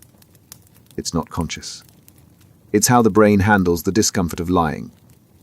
By separating self from statement. Increased qualifiers also signal, to be honest, frankly, to tell you the truth. People telling the truth don't need to preface it. Liars do.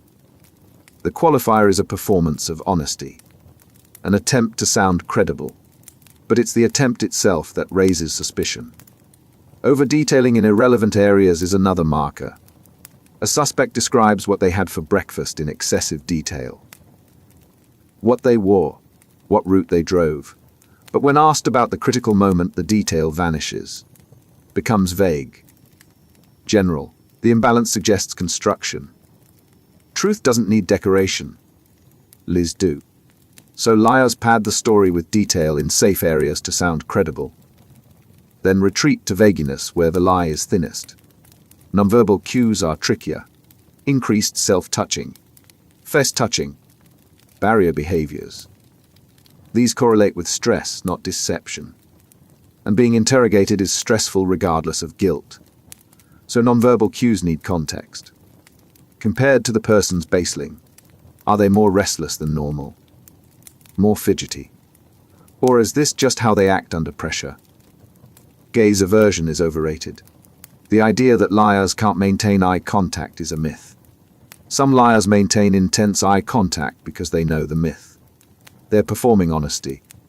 Real deception often shows in micro-expressions. Brief flashes of emotion that contradict the stated feeling, saying I'm not angry, while a flash of anger crosses the face. Those micro-signals leak, but they're fast. Untrained observers miss them. Response latency matters. The time between question and answer. Truth is retrieved. Lies are constructed. Construction takes longer. So pauses before answering straightforward questions raise flags.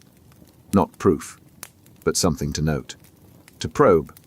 To circle back to later with different phrasing and see if the answer stays consistent. But cues aren't magic. Innocent people exhibit them. Stress. Fear. Anxiety about being suspected. Cultural differences. Neurodivergence. All affect behavior in ways that mimic deception cues. An interrogator who relies too heavily on cues risks seeing guilt where there's just discomfort.